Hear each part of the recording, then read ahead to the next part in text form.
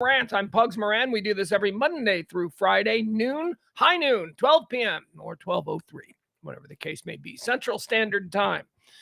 You may have noticed we have the back window open today. Yeah, well, okay, here was the plan. I know it might look a little bit weird and it's going to be kind of a glare. But here's the thing, for the better part of the morning, it has been dark and rainy and thundery, right? And I'm like, oh, that might be a cool aesthetic for the show today. I'll make sure the window's open because it's dark. There's no sun. There'll be no glare and rain and the pitter patter. We'll see. Why not? Let's try it.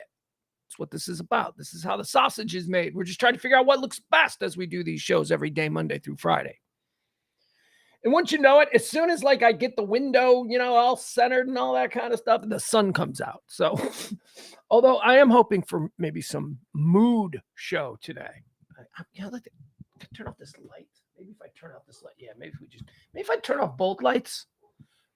No, that's terrible. That doesn't work. This one probably is the best one for me. Yeah. All right. Folks, welcome to the show. Happy Wednesday to you. I am Pugs Moran, as I said. Follow me, Pugs Moran, Twitter, Facebook, all that kind of stuff. Sorry, I'm distracted. I'm looking out my back. What a day. Oh my God. This is one decent. Oh, I was awakened about 8:15 this morning because that's when the dog usually wakes me up. For some reason. Oh, here we go. Hiccups. Here we go.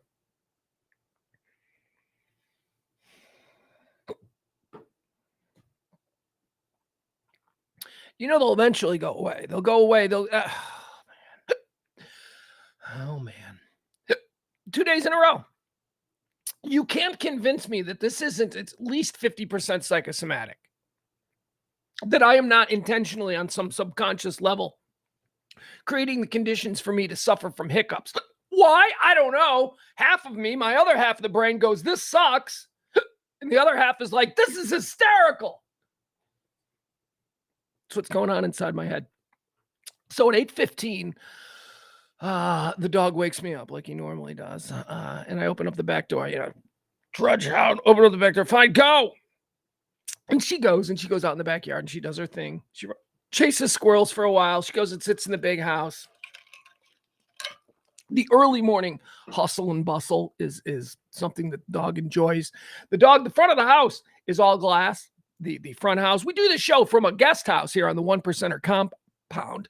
The front house is empty. It's for sale. I'm here on the property making sure everything goes right. Hiccups. Sorry. So dog likes to sit in the giant front windows. She can just sit there and she can watch the whole world go by. And there's a stoplight there, not a stoplight, but a stop sign, and it's 4-way.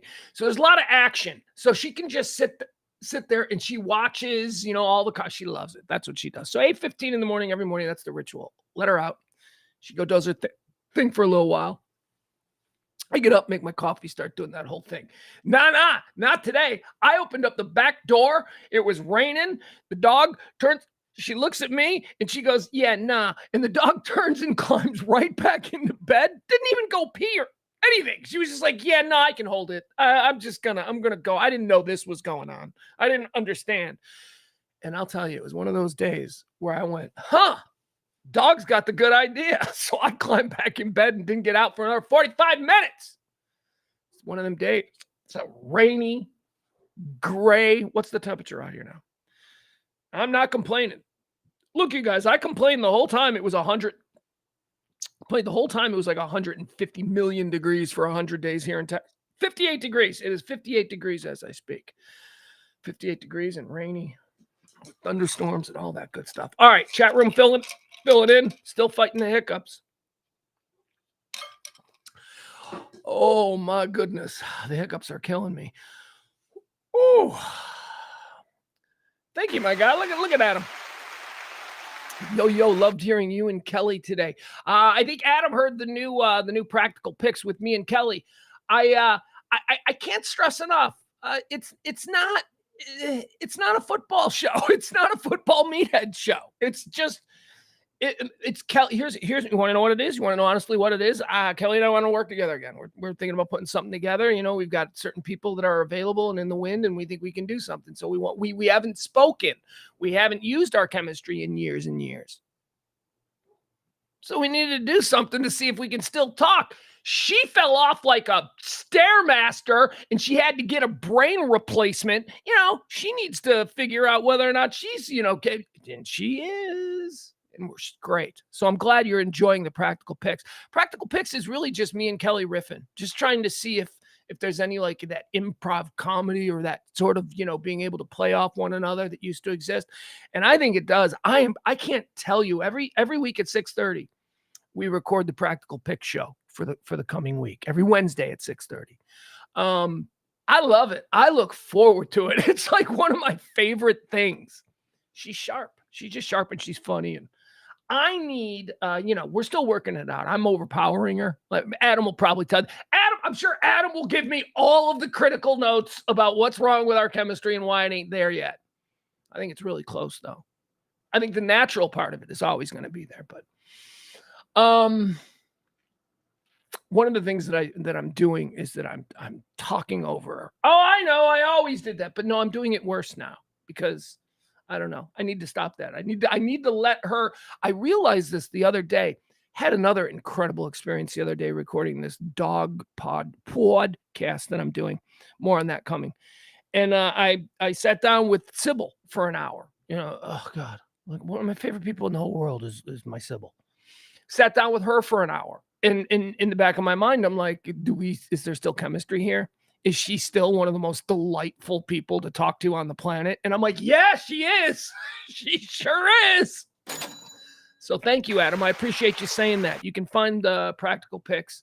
It's Kelly making her weekly football picks. She looks at the week's football schedule. She looks at the teams who are playing, like case in point, tonight. It's a Bear. Chicago Bears taking on the Carolina Panthers. Kelly doesn't know anything about football. She just knows about animals. And she picks the games based on what mascot she thinks can take what mascot. Now, last night we had something really interesting happen. I've never tried this before, but here I'll show you. I'll give you an example of it. Here. So the Bears tonight on Thursday Night Football are taking on the Carolina Panthers. This is how Kelly picks the game. And we did it with Google last night and it worked. I never thought to ask Google. So watch this. Can a bear beat a panther? According to A to Z Animals, after 3 rounds of fierce competition, the black bear emerges victorious. This bear species is an impressive creature, possessing formidable strength and musculature. The panther put up a good fight and showed plenty of grit. But in the end, the black bear's superior size and strength were too much to handle. All right, there you go. Wikipedia or Google says it. The black bear could beat the panther. And that, of course, Kelly went with the Bears over the Panthers tonight on Thursday Night Football. My condolences to anybody that finds themselves watching that game this evening. Certainly Al Michaels. Certainly Al Michaels ain't loving his new Thursday night gig. Anyway, thank you to Adam. I appreciate you saying that because it's personal. That's like a personal project that I'm working on. And again, it's not hardcore football picks. Kelly and I talked movies and stuff. Like we got off on, us, we've chased rabbits. If we fall down a hole, suddenly it's a football show, but we're talking about, whatever. I don't know. I don't even remember what tangents we went off on, but appreciate you mentioning that, Adam. Thank you. All right, let's get started with today's show. Why not? Why not get started? It is the High Noon Report. Okay, hold on. There we go. Nope.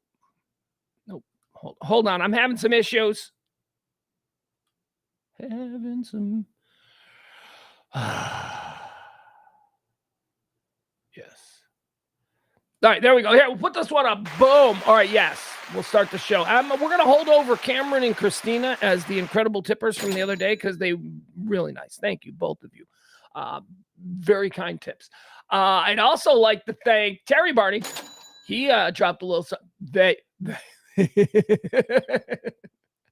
I was thinking because there's like some of you, I don't know who wants to be public, names, one name here, one name there, whatever. got a feeling it'll bother Barney when I refer to them as they. They dropped a nice. Thank you so much. Appreciate you, Terry. All right.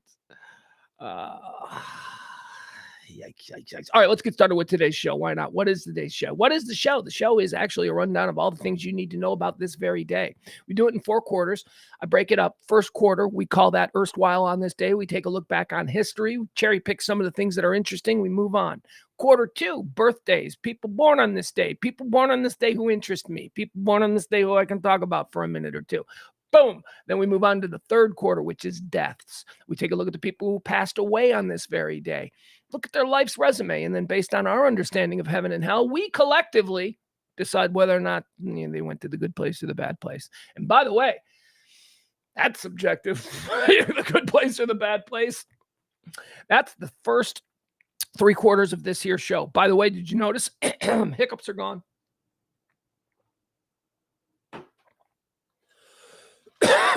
Although I just took a weird swallow followed by a cough.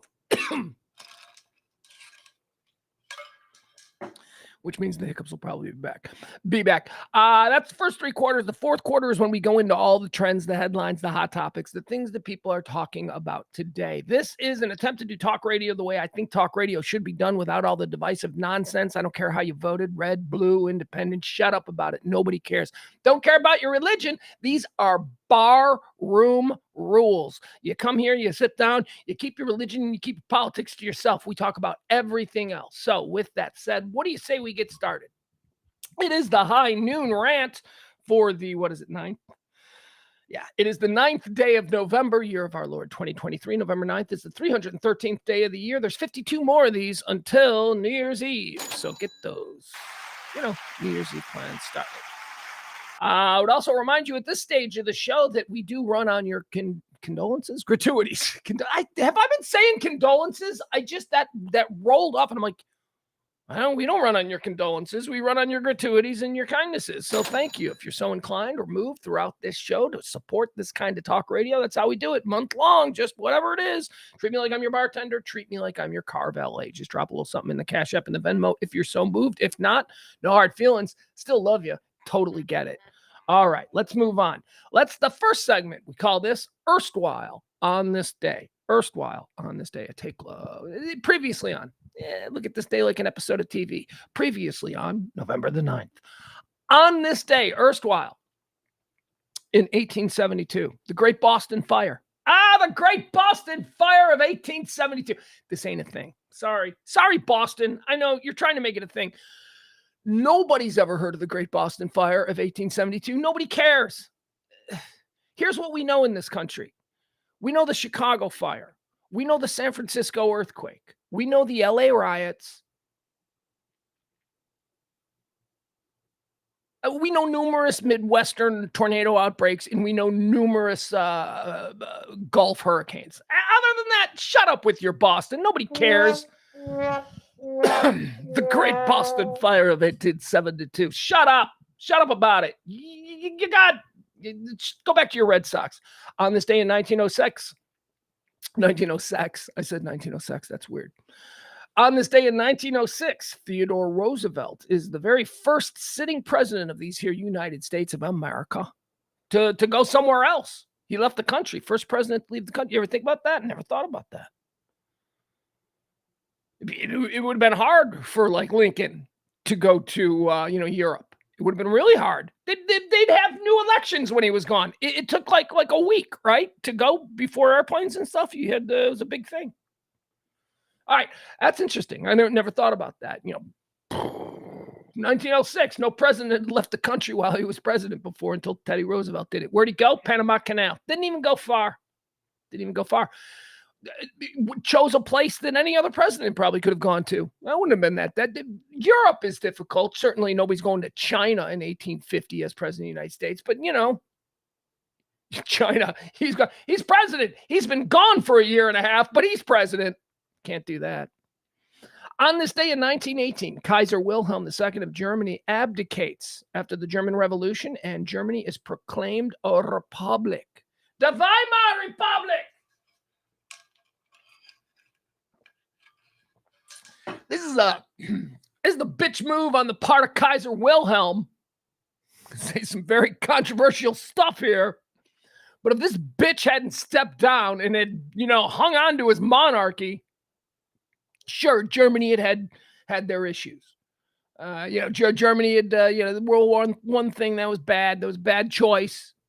But he shouldn't have stepped down. He shouldn't have stepped down to it. You know why? Because stepping down to it caused the Weimar Republic. And what was the Weimar Republic? It was a bunch of carpetbagging con men who swept in to take over post-World War I Germany, a Germany that had been absolutely strangled by the rest of the world. I mean, oh my God. The rules concerning Germany post-World War I were terrible. I mean, Germany fell into a complete slum of a nation, and it wasn't being helped by the people who were running it because those people were just lining their pockets. This kind of bullshit. And again, remember, goes back to Wilhelm going, okay, I'm out. I'm going to go move to San Francisco. She did. Well, I think for a time anyway. That gave rise to the Nazis. That gave rise to the social unrest. That gave rise to, I'm not one for a monarchy, but you can't connect the dots. You can say that this was the moment that the pendulum began to swing in the direction of the craziest, loudest dude in the room being listened to. Something that we're kind of experiencing in this country now. On this day in 1918, on this day in 1938, also in Germany. Let's stay in Germany because it's Kristallnacht. That's the anniversary of Kristallnacht. Kristallnacht is the day, the night of broken glass is what it's known as. Kristallnacht literally translates to crystal night. Kristallnacht was the night that the SS, there was a German government. There was a German government, and they were, supposedly above all of this Jew hate and stuff. There had been a murder in, some other country. There had been a murder somewhere of a German diplomat.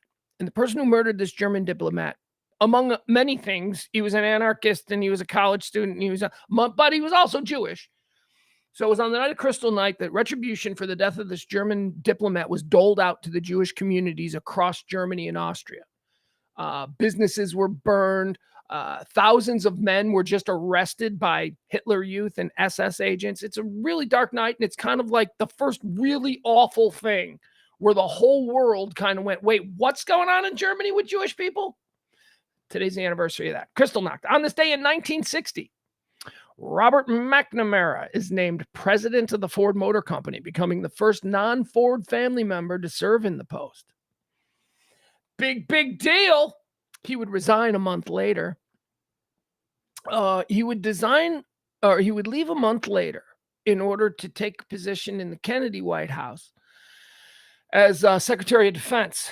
Robert McNamara is the man responsible for the Vietnam War. Robert McNamara went from, I'll take over Ford, to being Secretary of Defense and basically getting the United States into it. Basically, Robert McNamara is the guy responsible for an entire generation of 18-year-old American men being fed into a buzzsaw in Southeast Asia that we had no point in being. We had no reason to be there. It was all propaganda why we were there. It was all, you don't want the communists moving into this part of the world. Why do we care about that part of the world? Shipping isn't a problem. We got Australia, we got Japan, we got South Korea. We're fine. We don't care if a tiny nation turns communist. Nobody cares. It's an island nation. McNamara cared. McNamara had interests. McNamara is the reason we got involved in Vienna. He convinced Kennedy. Now, people are like, Westmoreland. No, Westmoreland was the general. Westmoreland had the strategy. Westmoreland was just a bad general. Westmoreland was following the orders of the Secretary of Defense. Well, he was following the orders of the president, who was being advised by Robert McNamara, one of the absolute worst Americans to have ever lived. Robert McNamara, on this day, became Ford Motor Company president for 1 month before he decided to get America involved in Vietnam. On this day in 1970, and by the way, this is, never mind. We don't need to go any more of that. He was a very polarizing figure back in his day, even. Like, he was hardcore. Robert McNamara. On this day in 1970, during Robert McNamara's Vietnam War, the Supreme Court of the United States votes 6-3 against hearing a case in Massachusetts to enforce the Massachusetts law granting residents the right to refuse military service in an undeclared war. This is really interesting. 1970, nobody wants to go to war. You got people running to Canada. You got nobody believed in this war. People were coming back in body bags in an insane amount, and they're being drafted for this. This doesn't seem like a draftable thing. This seems like, you volunteer, we go over there, we send forces. But anyway, Massachusetts has a law in their state that says the federal government cannot draft a Massachusetts citizen into a war that has not been declared legal by the Congress of the United States of America. It's a real law. Many states had it. That's why this is a very big case. This seems, so the issue being this, the state has a law. Are you a citizen of the state or a citizen of the federation first? Are you a citizen of the unification of all of these states at the federal level first and foremost, or are you a citizen of the state where you reside as a member of that federation? That's the issue that the Supreme Court should have heard. Because if the Supreme Court had heard that issue and the Supreme Court had said, well, they're a citizen of the state first, then the state law that says if it's an undeclared war, none of the Massachusetts citizens have to go. That's what they would have heard. Supreme Court. The august body of the Supreme Court has for hundreds of years been shirking responsibility on the biggest issue. This is a big issue. This was a big issue at the time. And guess what they did? The Supreme Court refused to hear the case. Oh, of course they did. Of course they did. They don't want to get their hands dirty with that. That's an actual real issue that people of, this country might want to know about. Am I first a member of a state or am I first a member of the country? America first or Texas first? America first or Massachusetts first? Yeah, love to have the Supreme Court answer that. I believe they have in subsequent years. I think it comes down to federal taking precedent, but that wasn't the case here. In 1970, this was concerning a whole bunch of 18-year-olds who were like, hey, wait a second, isn't there a law in my state that says if it's an undeclared war? Why? Because Congress was gutless and wouldn't declare it a war. That whole thing was a mess. Thank you, Robert McNamara. On this day in 1979, nuclear false alarm, the NORAD computers and the alternate National Military Command Center in Fort Ritchie, Maryland, detected purported mass Soviet nuclear missile strikes on the continental United States. After reviewing the raw data from the satellites and checking the early warning radars, the alert was canceled. This really happened in 1979. Why do I mention it? Cool. One, it's scary because this is why we can't rely on computers. Something went wrong. The computer was going, we're under massive attack from Soviet. And the guy was like, what? Why? What happened? Why, was this a sneak attack? And then they double checked it and they were like, wait a second, there are no missiles. So we didn't respond. This is the basis for the movie War Games. This is the actual event that occurred that War Games was based on. That's not the actual event. Wasn't some kid, Matthew Broderick looking dude in his room with a Commodore 64 going do. Let's start World War III. Do you want to play? Remember that? That was the War Games voice. Do you want to play a game? He's like, yeah, I'll play a game. What's the game we're playing? Thermonuclear war. And he's like, okay, that didn't happen. Or we don't know if that happened. I don't know. It's not part of the official story. But according to the movie War Games, they purport to say that it was a kid with a new computer. Ooh, that was on this day in 1979. On this day in 1989, Cold War as well, the fall of the Berlin Wall. East Germany opens checkpoints in Berlin, allowing its citizens to travel to West Berlin. I remember this. I remember it being a big it was a big deal. It's like the fall of the Berlin Wall. And I don't think it was that big of a deal. I don't think it was that big of a deal. Look, the big deal was the fall, the increment. It was just a domino. The fall of the Berlin Wall was just another domino in the overall collapse of the Soviet idea. That's all it was. Berlin Wall, here's what the Berlin Wall was. It was symbolic. It was a big symbol. The actual coming down of the Berlin Wall wasn't the big deal. The big deal is it's been proven that the Soviet concept or the Soviet way of life does not work. That was the big thing. That was the whole thing. That was happening all over the place. Berlin Wall was symbolic, though. It was like Time magazine, right? You had the pictures. Like if the Berlin Wall never came down, all of that other stuff was already going on. Like it was already going to happen. They would have torn the Berlin Wall down with bulldozers, on official orders at some point coming very soon. Anyway, because it was happening. It was happening. It was just, that's why the people felt so emboldened to start tearing it down with their hands, because they knew they wouldn't be shot or arrested the way they would have been all the times prior to this. So, but it's very symbolic, very cool. It meant something. Berlin is a weird city. Berlin is like after World War II ended and they carved up Germany and they carved up Europe.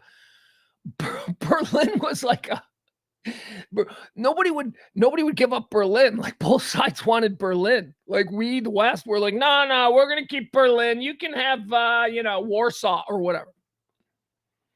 And the Russians the Soviets were like, nah, we want Berlin too. So Berlin is in the middle of Germany. Germany was carved up down the middle, right? It was West Germany and East Germany. They just drew a line, and where's West and here's East Germany. East is Soviet, but Berlin, the city of Berlin, was completely within the boundaries of East Germany. Berlin was in a Soviet country, and half of Berlin was free, and the other half was, it's crazy. It's just crazy. Anyway, on this day, the Berlin Wall came down. Let's do some birthdays. Quarter two. Let's get into quarter two. Buona. They say it's their birthday.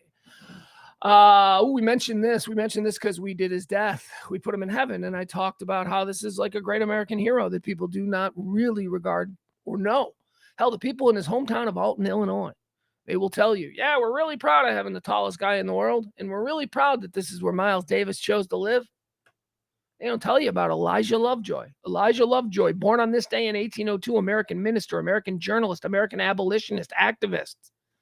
We told you about him. He started the St. Louis Observer, and he was anti-slave. He was like, well, we shouldn't be enslaving human beings. This is just wrong on a fundament. As a minister, he was like, this is just morally wrong. And he edited a paper in a slave state, Missouri, and they didn't like that.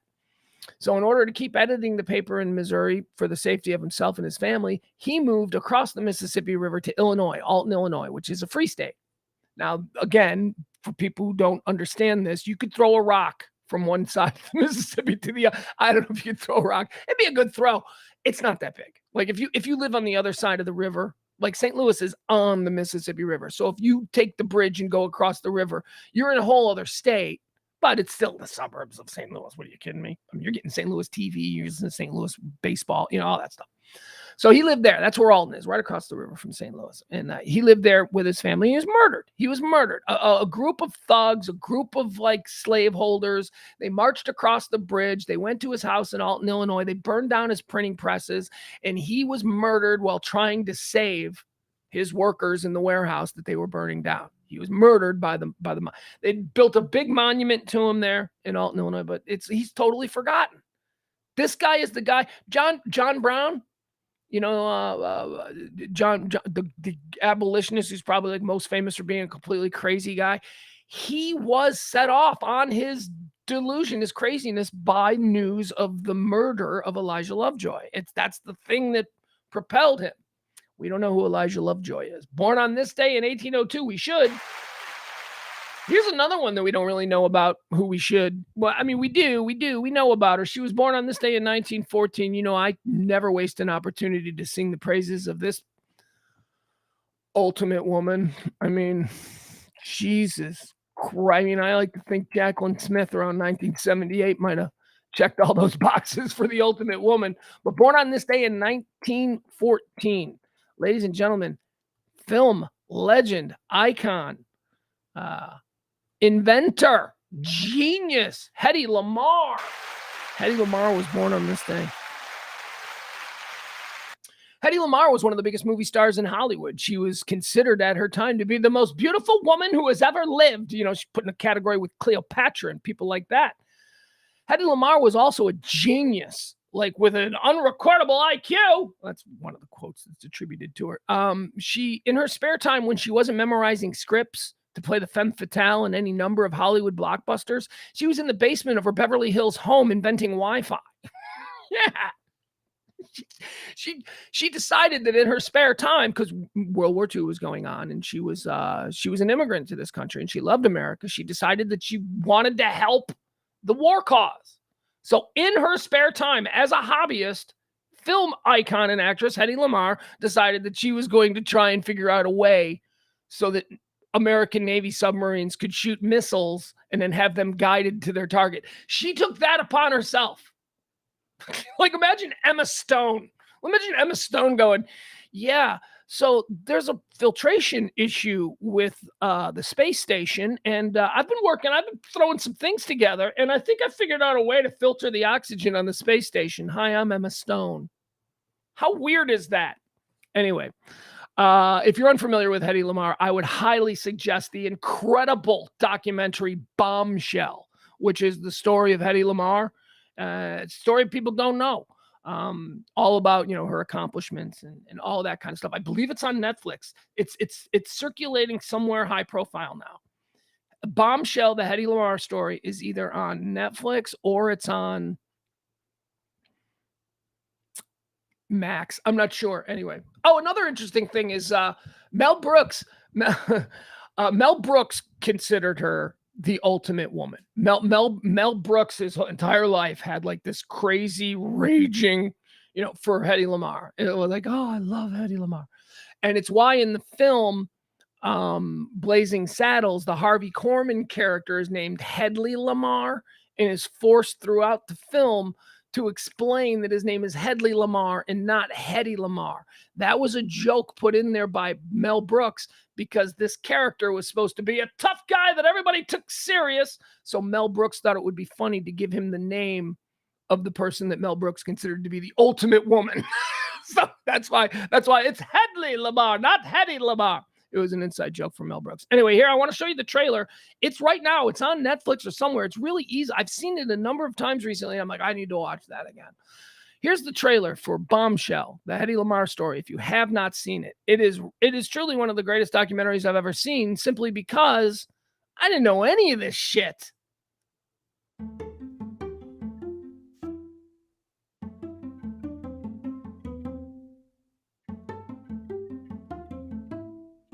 She was the best looking woman that ever lived. That's Mel Brooks. I don't know whether it's true, but you hear things. She is this perfect underdog crime fighter by night story.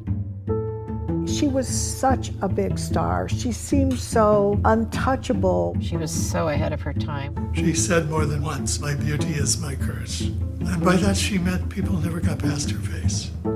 There are stories almost like a prison escape. She created her own reality, and I find that really fascinating. She did have a secret.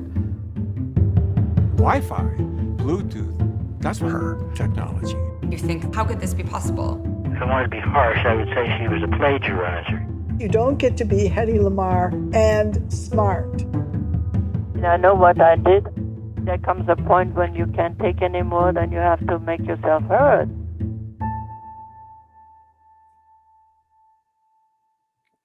Terrific. If you have the opportunity to see it. Hedy Lamarr, born on this day in 1914. Born on this day in 1915, Sergeant Shriver. The dude was given a military rank as a first name. Does it get any... And a sergeant, too. It's like not general. Sergeant, really? You're kind of putting a cap on this kid's potential, aren't you? Anyway, he would go on to be, of course, really famous for... Let's be honest, he married a Kennedy. He married the sister of the president of the United States, and Sergeant Shriver. They started the Special Olympics. You got to give him credit for that. You got to give the Shriver family credit. The Special Olympics. We know about the Special Olympics. Okay, that was started by Edith, whoever, President Kennedy's sister and her husband, Sergeant Shriver. Of course, they would go on to have Maria. We all know Maria Shriver. Maria's mom was President Kennedy's sister. Maria Shriver. So this would be Sergeant Shriver, born on this day in 1950. He's long dead. 1915, he would be Arnold Schwarzenegger's father-in-law. There you go. There's that. Anyway, we'll move on. Born on this day in 1918, Spiro Agnew, a guy whose name we only know because he got kicked out of being vice president for being a scumbag. Otherwise, quick, name 2 vice presidents before 1920. Go! We don't remember vice presidents. We don't know. Spiro Agnew, remember. He went out a fool, and we'll never forget a fool. On this day in 1918, Spiro Agnew was born. Born on this day in 1934, Carl Sagan, American astronomer, astrophysicist, and cosmologist. I like Sagan. Sagan was cool. I ain't got nothing I can say about Sagan. Born on this day in 1935. Yeah, I got something I can say about this guy. Born on this day in 1935. Now, I'm a little bit too young to fully appreciate the legend of this guy, but I'll tell you, I was raised around the old heads, and the old heads would tell me. The old heads around about 1984, 1985, they'd give me the education, the old baseball heads. They'd tell me about these guys, and on this day in 1935, a man was born who, according to my grandfather, was the scariest man ever to take the mound in a Major League Baseball game. Happy birthday, St. Louis Cardinals. Great first ballot Hall of Famer, multi-time Cy Young Award winner, multiple-time World Series MVP, multiple-time league MVP, and, well, I'm going with Grandpa on this one. The most intimidating pitcher that ever lived, Bob Gibson.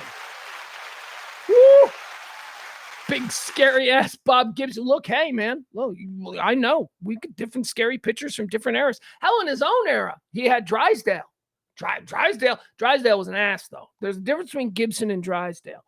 Drysdale will knock you down and put it right in your ear. That was Drysdale's thing. Drysdale didn't have the finesse of Koufax. Drysdale would drill you. You had to respect Drysdale. Gibson had supreme control. Drysdale didn't really have control. Gibson had great control. Gibson's slider, what he could make his slider do, what Gibson could do is he could put it as close to you as he wanted without hitting you. He had very few batters and was still known to be the most intimidating pitcher out there because he'll put it right under your chin. Drysdale put it under your chin, but you'll bail out on that because, Drysdale hits like 200 batters in his career. Gibson was a beast, man. Gibson, when I think of the intimidators of my lifetime, and there are some, Nolan Ryan's a monster. Roger Clemens was scary as hell. Pedro. Oh, peak Pedro was, you didn't want to see him come. Oh, here comes Pedro. But Gibson, the old heads, they say, no, man, Gibson was Gibson. And he's probably, I think at the time of his retirement, he was second in strikeouts to Walter Johnson, like the guy who held the strikeout record for 150 years, Walter Johnson, whose whole thing was he was a strikeout, Walter Johnson. So it's pretty good. I don't know where he stands now on the strikeout list, but, if he had, I think if Bob Gibson's one of those guys, if he had played 10, 15 years later, the medical advances and the ability to prolong careers and all that kind of stuff, what he could have done. Oh, God. Well, what he did do. He didn't have a short career. He played a full career, but he could have played more. Bob Gibson, one of the greats, born on this day in 1935, died in 2020, by the way. Born on this day in 1941, Tom Fogerty. Tom Fogerty, not John Fogerty. John Fogerty's big brother. The guy who put John Fogerty in a band. Tom Fogerty had a band. His little brother had a band, and the little brother's band broke up. So Tom Fogerty goes, okay, my little shit-stained little brother, who I hate because they didn't really get along good, but they did play music together. It's like, you come be in my band. And John Fogerty's like, okay, I'll come join your band, big brother Tom Fogerty. And then he took over. And then CCR became John Fogerty's band. And Tom didn't like that. Tom was like, what the hell, dude? I used to babysit you. You're my little brother. And then they left. There are some great. Oh my God. Battle and Brothers draft. Oh my God. Should we do Rockstar Battle and Brothers? Okay, we'll do a 5-round Rockstar Battle and Brothers draft. All right. In the first round of the Rockstar Battle and Brothers draft, we're going to start where I think is the epicenter for the modern brothers who hate each other in a rock band. And that, of course, would be Ray and Dave Davies of the Kinks. That's where we'll start. Ray and Dave Davies of the Kinks, famous for throwing punches on stage at each other and rolling around and having to be broken up in the middle of concerts. Number one off the board, the Kinks, Ray and Dave Davies. Number 2 on the list of Battle and Brothers, we're going to go with the Fogertys. That's right. We're going to go with Tom, whose birthday is today, and his brother, John Fogerty. Tom and John Fogerty. Well, I told you all about them. Third, let's go 3. Third on the Battle and Brothers draft. All right, Battle and Brothers and bands. Yeah, we'll go with Oasis. I really feel the Kinks and CCR are 1 and 2. Oasis, Liam and Noel Gallagher. They're a lot of fun. Those dudes hate each other. I think they love each other so much that they hate each other. You know what I mean? Like they're brothers. It's that whole thing. But they're funny. Oh my God, the Gallagher brothers are hysterical. I love Oasis. God, they're good. All right, number what is that? 3? Number 4. Of course, we're gonna throw the Robinsons in there. Hey, little mama, let me light chicken because I'm too hard to handle now. Mess around. Blah, blah. Black Crowes, the Robinson brothers, Chris and Rich. They can't seem to get it wrong. All right, 5th. We're gonna go with. Okay, do we go to? All right, do we go to? Because I want to go. I want to move in. I want to show more range. So I just don't know if we should go with. I don't know if we should go with funk or Motown. Because there's a number.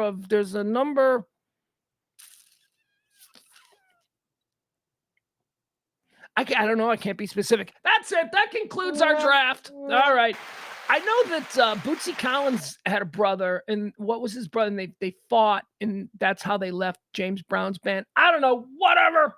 There you go. That was fun. That was impromptu. Look at that. I only had the 4. There you go. 4-round draft. 4-round draft of battling brothers and rock bands. Number 1 goes to the Kinks, Ray and Dave Davies. Number 2, the Fogertys and CCR, John and Tom. 3, we awarded Oasis, Liam and Noel Gallagher. They hate each other. 4, Rich and Chris Robinson. And then 5, I can't think of any more because I can't come up with the specific names of the brothers. Is it the Kendrick? Was it Eddie Kendricks and? I don't know. I wasn't prepared. Had I been prepared, I'd have looked it up and I go, oh yeah, those dudes. Let's move on. Born on this day in 1941, Tom Fogerty. Born on this day in 1965, Ryan Murphy. Ryan Murphy's an American television producer and creator. He's good. When he shits the bed, he shits the bed, though. I got to be honest. Ryan Murphy. Everything Ryan Murphy touches isn't gold. Ryan Murphy does some crappy stuff. Ryan Murphy first burst on my scene as a television creator with Nip Tuck. Oh, man. Followed Nip Tuck up with a little thing for Fox called Glee, which was so weird and fascinating to me because knowing Ryan Murphy created both Nip Tuck, which was edgy and weird and mature and grown up and very specific to a kind of audience, right? That's what Nip Tuck was. Then he goes and does Glee, which is like, it's a Glee club in a high school, and that becomes a phenomenon. Then he follows up Glee, does American Horror Story, which is a collection, an anthology series now, probably in its 10th year, an anthology series for FX that is some of the most twisted and bizarre and weird. And I look at Glee, and then I look at a random season of American Horror Story, and I think that came out of the same head. That person is interesting. Happy birthday, Ryan Murphy. He also did The People versus O.J. Simpson. That's so good. He also did, he's good. He does some bad stuff. I can't name his bad stuff because why dwell in the bad stuff? I'll celebrate his good stuff. And I'll say that, yeah, I don't like everything he does. Ryan Murphy, born on this day in 1965. Born on this day in 1970, Chris Jericho. I like him. I met him. I don't know anything about wrestling. Well, I mean, I know about old school wrestling, like from being a little kid, but I don't really follow like his era of wrestling, which I know is now a bygone era. I know Chris, look, he was born in 1970, so he's old. He's my age. He's still wrestling. But I kind of dropped out around him. But we did interview him, Kelly and I remember I've got that mental note, Chris Jericho, because I always go, man, Chris Jericho, Mick Foley, and John Cena are like the 3 nicest dudes you'll ever have to spend time with. And they're all wrestlers. They're just like, right. So, but I don't know what Chris Jericho does. Is he alive? Is he dead? Did he die? I don't know. Anyway, Chris Jericho, he was a nice guy, I remember thinking. Born on this day in 1973, Nick Lachey. What's his deal? I'll tell you something about Nick Lachey. This is interesting. Nick Lachey, about 10 years ago, Nick Lachey was all in financially in Ohio legalization. Nick Lachey there was a ballot initiative like 10 years ago in Ohio to legalize marijuana. And Nick Lachey had put up all the money for this. Nick Lachey had owns all these potential farms in Ohio, all of this stuff. And when that ballot initiative died 10 years ago, it like killed Nick Lachey. Like it really, it was like, man, he went all in on this, thinking the other side of it was going to be billions in legalized weed in Ohio. And it didn't work for him. And then yesterday they legalized it. So I wonder if that's good or bad for Nick Lachey. I don't know. Like, did Nick Lachey go, it'll never be legalized, and he got rid of all of his shit, or does he still have it and he's just been waiting it out for 10 years? I'd have held on to it. I'd have been like, look, we may have to, take loans to keep this, but we need to keep this because it's gonna be legalized. And when it does, boom, then it'll all be worth it. So who knows what he did. Happy birthday to you, Nick Lachey. Born on this day in 1973. Born on this day in 1995. Finn Cole. Who's Finn Cole? He is an English actor, a young English actor. He plays Michael, not Michael Shelby. Michael. Show me Michael's here. All right, Arthur, send him in. That's my Peaky Blinders imitation. Show me. He played Michael. He played the young up and comer who challenges Tommy Michael. He's a great actor. I like that kid. He's also in there's an Ellen Barkin show. Something Animal Kingdom or something like that. Alan Barkin. Pretty good show. I watched the first couple of seasons of it, then fell off. But he's also the star of that. Happy birthday, Finn Cole. He's a good young actor. I think we're going to hear his name. I think keep an eye on him next 5 years or so. I think he could be a movie star. There you go. That's the birthdays. Bonum, bonum, bonum. They say it's their birthday. Now, folks, let's stand in judgment over people who we've never met. Let's take a look back at history and cherry pick those who have passed away on this day and decide whether or not, based on our own understanding of heaven and hell, where they went. Let's talk about where they went. Okay, first up, bring up the first one. Ladies and gentlemen, he died on this day in 1940. Comes from an elite family in British peerage, was the Prime Minister of England between the... Ladies and gentlemen, I'm talking about Neville Chamberlain. Neville Chamberlain died on this day. Whoa, no applause. Applause signify that you're going to hell. We have rules. This is another test of these rules. One of the rules that we have, well, first of all, hard and fast rule is that no football coach ever goes to heaven. If we talk about a football coach dying on this day, he ain't going to heaven. He's going to hell because football coaches are some of the worst people on the planet. Moving on. Also, politicians. We have a rule. Politicians, I don't care what you've done. You're a politician. You're going to hell.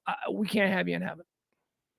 Does this apply to non-American politicians? Is that a hard and fast rule? It's going to be tested twice today. The first time here is with Neville Chamberlain. I say it does. This son of a bitch is going to hell. This is the guy.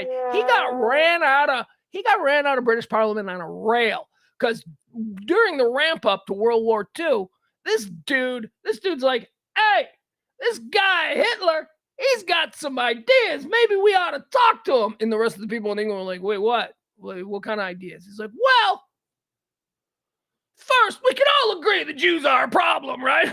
I mean, that's basically what happened. Neville Chamberlain went full retard, and after meeting Hitler, and people were like, no, you can't lead our country with that attitude. That guy is obviously a monster. And he's like, yeah, but think about the Jews, he's got a point, right? Like nobody says anything. It's like, you told on yourself, Neville. He's going to hell. He's a piece of shit. He was a piece of shit. And thankfully, he was a piece of shit because it was him being a piece of shit that got the world Winston Churchill, the exact man that Europe needed at that time. So all's well that ends well, I suppose. Dead on this day in 1970. Here's another one. I said it's gonna be tested. Our theory. Dead on this day in 1970. Charles de Gaulle. Charles de Gaulle. Fascinated by Charles de Gaulle.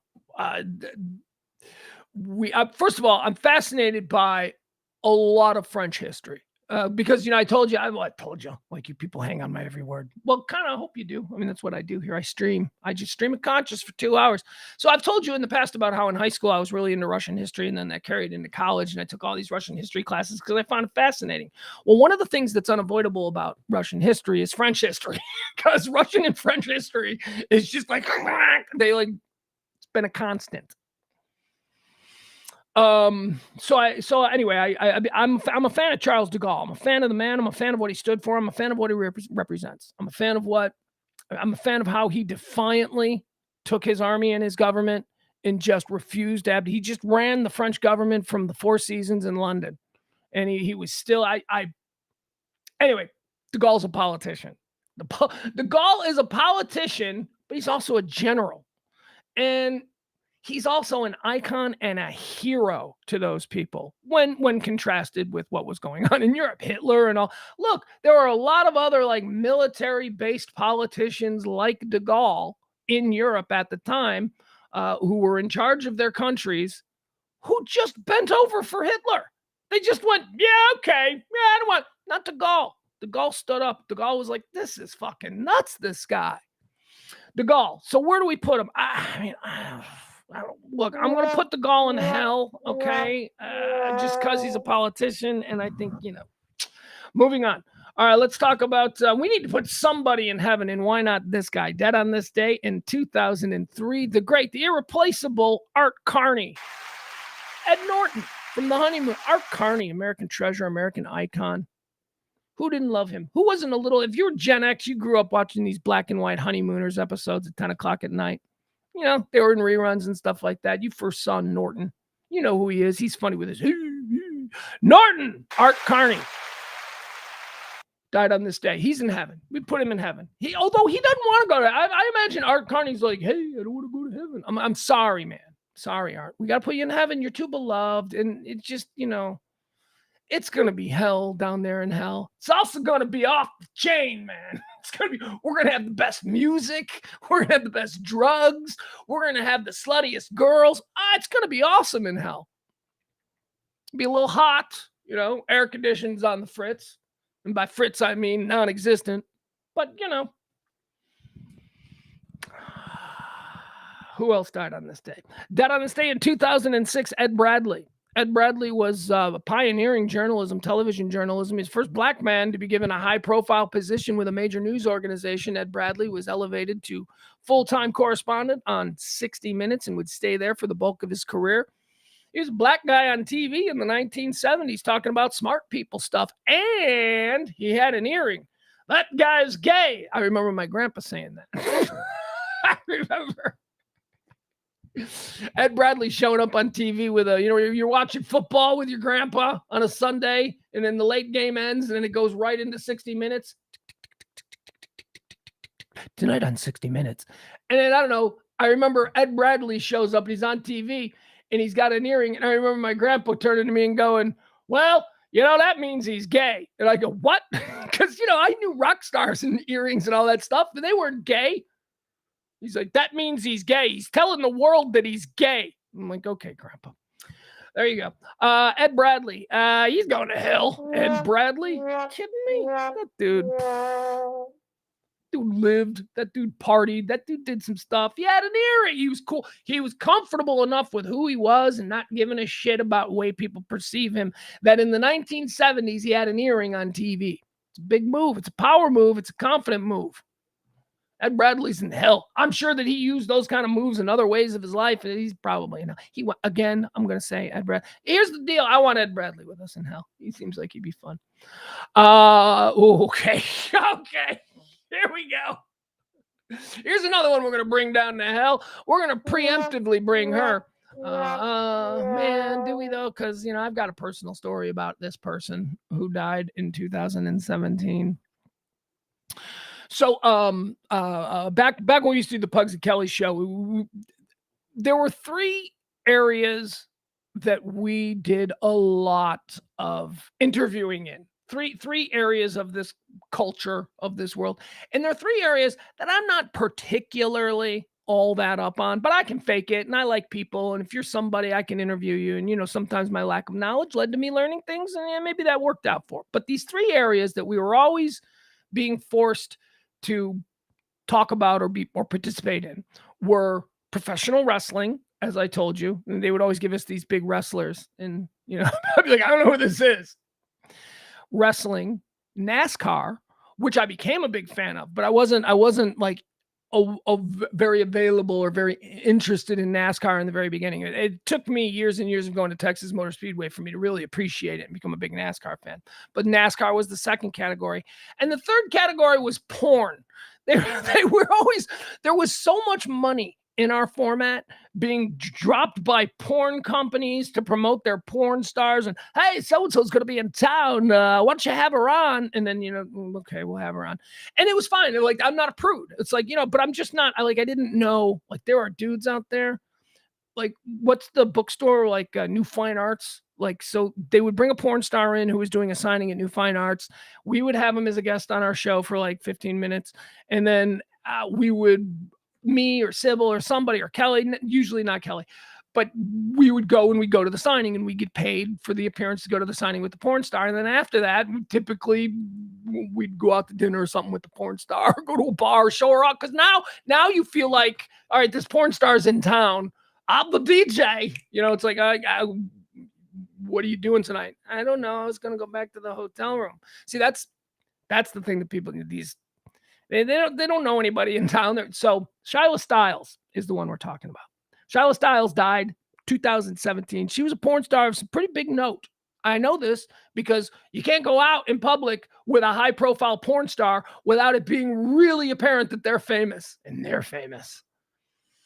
We were at, where did we go? We were over, it was a New Fine Arts appearance, and we went to some Mexican restaurant. What's that one right on the outskirts of downtown? It's not El Fina. It's kind of famous. Anyway, we went to this, doesn't matter. We went to this Mexican restaurant. Holy shit. Just the rando people that would come up to her and just be like, you're Shyla Stiles, right? Now, also, she's just coming from a porn signing, so she's walking around looking like Shyla Stiles. Anyway, she died on this day in 2017. She suicide, drug overdose, or whatever. But hear what I can tell you about Shyla Stiles. She was not comfortable.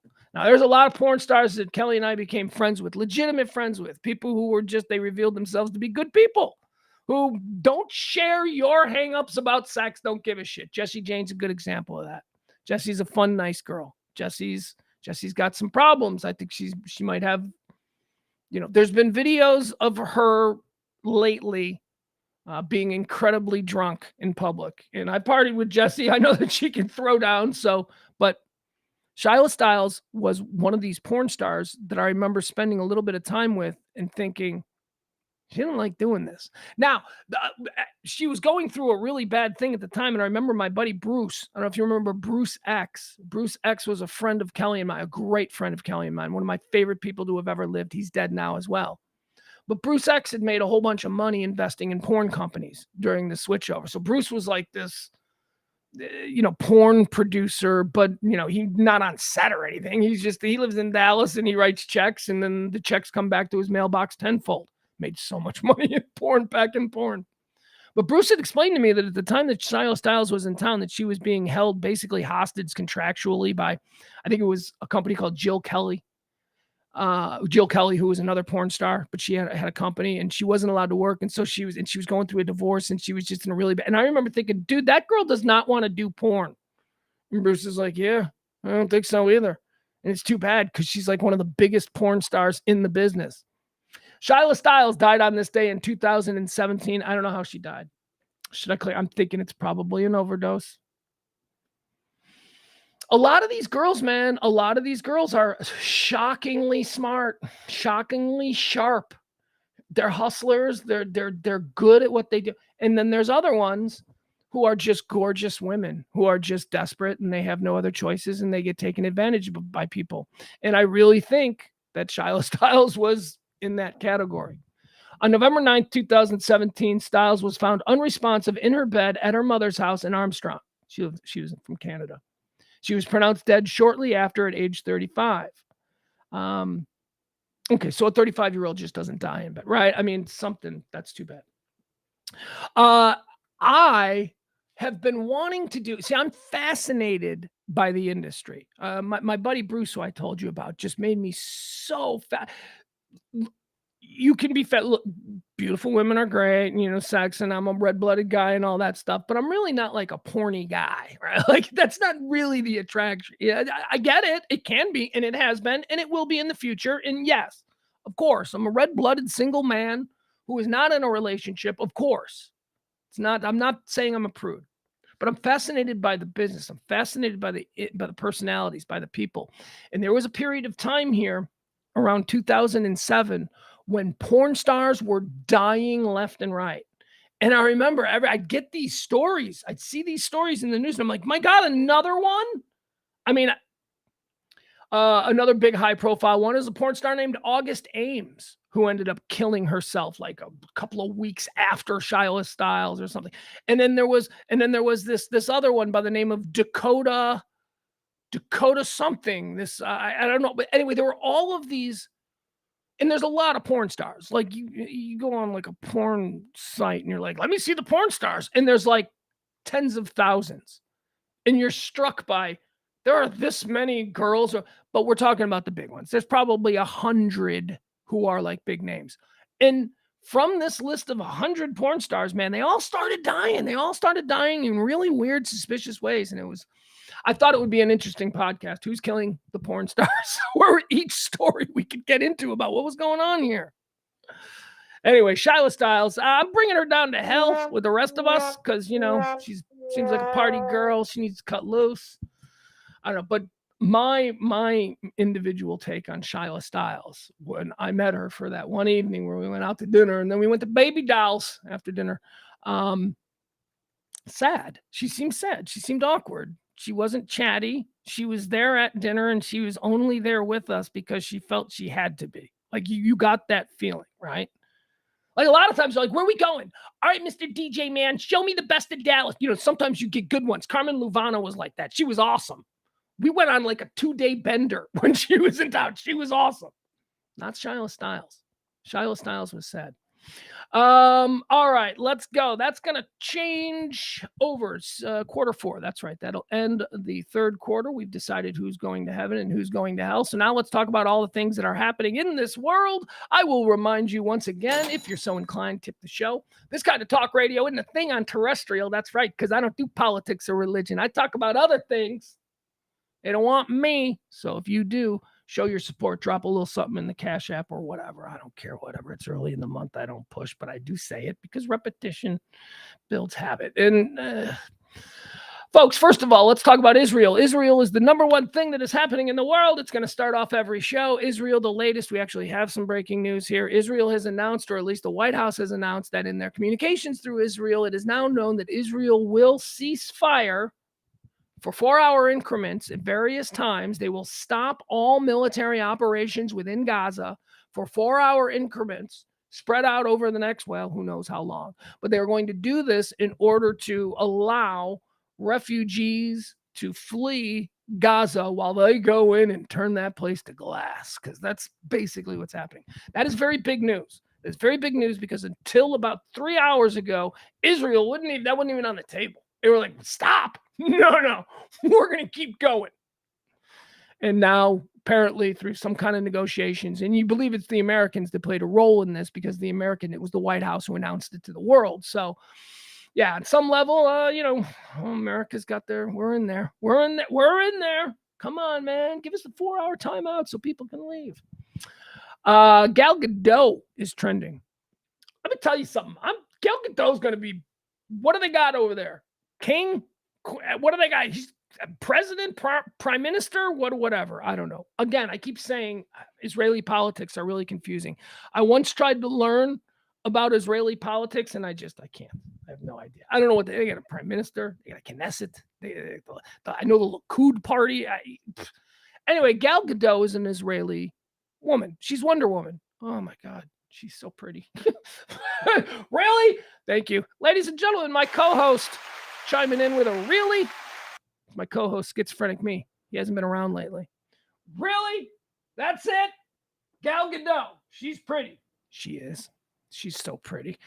Gal Gadot is also kind of a badass woman, kind of a cool ass chick. Gal Gadot is an Israeli citizen, here's the thing. She was in the Israeli military. Yeah, she's an Israeli citizen. Everybody every citizen in Israel is in the Israeli military. Right? Like you think that he was in the Israeli military. Oh, you immediately go, Israeli military. He must be a badass. No, not everybody in Israel is a badass. And everybody in Israel has to be in the military at some point. But Gal Gadot, apparently, I'm sure she was great. I'm sure she was great in her role in the Israeli military. My point is, Hollywood has kind of been like, she was a super assassin. You know, they do that stuff. Like they made up all these lies about Steven Seagal, and then people still believe him, but whatever. They tried to, like, you know, change what she is a very serious Israeli citizen who has great pride in her nation, and she loves her nation. And she has, Wonder Woman Gal Gadot, been extremely vocal. She's been extremely vocal about what's been happening over there, and she's obviously on the Israeli side. She's a and why do I say it like that? What was that? That was completely. I said she's on the Israeli side. What that when I say it with that tone, it gives a suggestion that I feel a certain way, and I don't. Anyway, I think she's going to be president. Honestly, I do. I think at some point Gal Gadot's going to go over there. She's going to put on a power suit. She's going to stand in front of a huge crowd, and she's going to say, "Huh?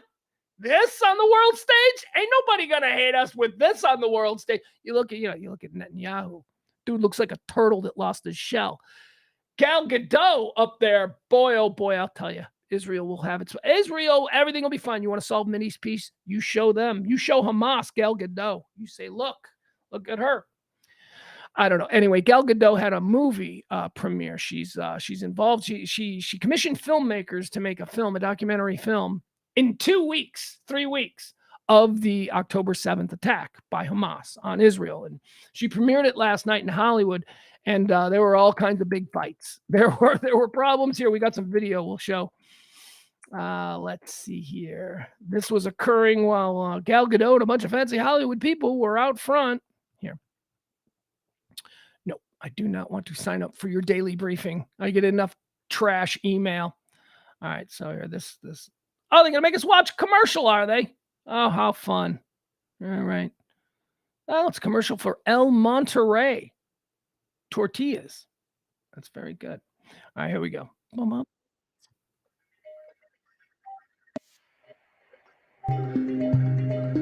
let's see what this is. Show us the video. Okay, this is not what I want to see. And we sat through a stupid commercial. I'm sure there's a Twitter. There we go. Here we go. This is what I want. All right. Boom, chicka, boom, boom, boom. Eggs, fine. Boom. All right. What is this? Helicopter footage? Here we go. So this is a fight outside. These are. Why didn't the chair? All right. So these are a bunch of Israeli and Hamas dudes out in front of the theater where Gal Gadot's new movie is being played. Oh, God save us. Whoever's God, too. I don't care. Either one of your gods want to step up and do something, now would be the time. Oh, hard to tell who's... I don't know. How do you know? I'm not crazy for thinking that, like, when you see a random Israeli citizen and then they show you a random, like, Gaza citizen, they look similar, right? I mean, this isn't a situation where it's like, oh, well, you can tell who they are by how they look. You know, it's not like that. It's not like they look very similar. Israeli people, I'm like, really? That guy is Jewish? That guy looks like he would be an Arab or Islam. I don't know. I don't know what it is. I don't live in that part of the world. I try to be respectful, but I'm a dumb guy. And sometimes I'm going to say things that people are offended by. If that's you, I apologize. If that's not good enough, fuck off. Okay. There you go. Now they're all pointing at each other. Boom. There you go. All right, so there you have it. That's why Gal Gadot is trending today. I tell you, she's pretty. She's so pretty. She'd do anything else. Gal Gadot, she'd do anything else than Wonder Woman? Have we seen her in anything other than, oh, yeah, we have. Because I was just thinking, like, do we see her in, like, normal clothes? When she plays Diana Prince as Wonder Woman, I like the power suits that she wears. I like when she's Diana Prince and she's wearing, like, the power suit and her hair is in a ponytail and she's wearing glasses because glasses mean she's ugly. I like that. Or smart, whichever. I don't know. It's a Hollywood trick. You know how it is.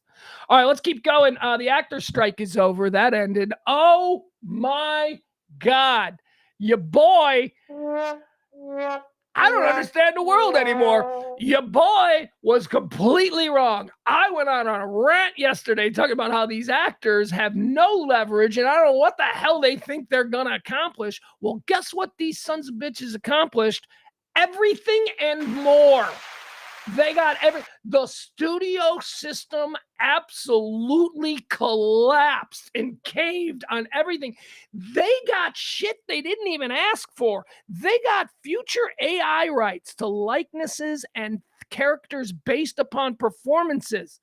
They didn't even ask for that. And they got that, which means that, 100 years from now, if somebody tries to take Johnny Depp's performance in Pirates of the Caribbean and take an AI and create a new movie with an AI character that's using anything based on Johnny's performance, his family get money for that. That's fair. That's absolutely fair as an artist and a creator. Well, it wasn't fair, but they didn't even ask for that. And they got it. Woo! Fran Drescher, the freaking nanny, is a baller. I mean, seriously. I mean, when this story broke this morning, people were like, wait, what? What do you mean? I wasn't crazy in saying, what are the actors doing? What do they think they're going to get? Again, all these studio guys got to do is say, you're all fired and we're hiring no names and we're going to make them stars. Right? That's all they had to do. They held all the power. They can cast anybody they want to be the star of their new movie. And yeah, we don't know who that person, nobody knew.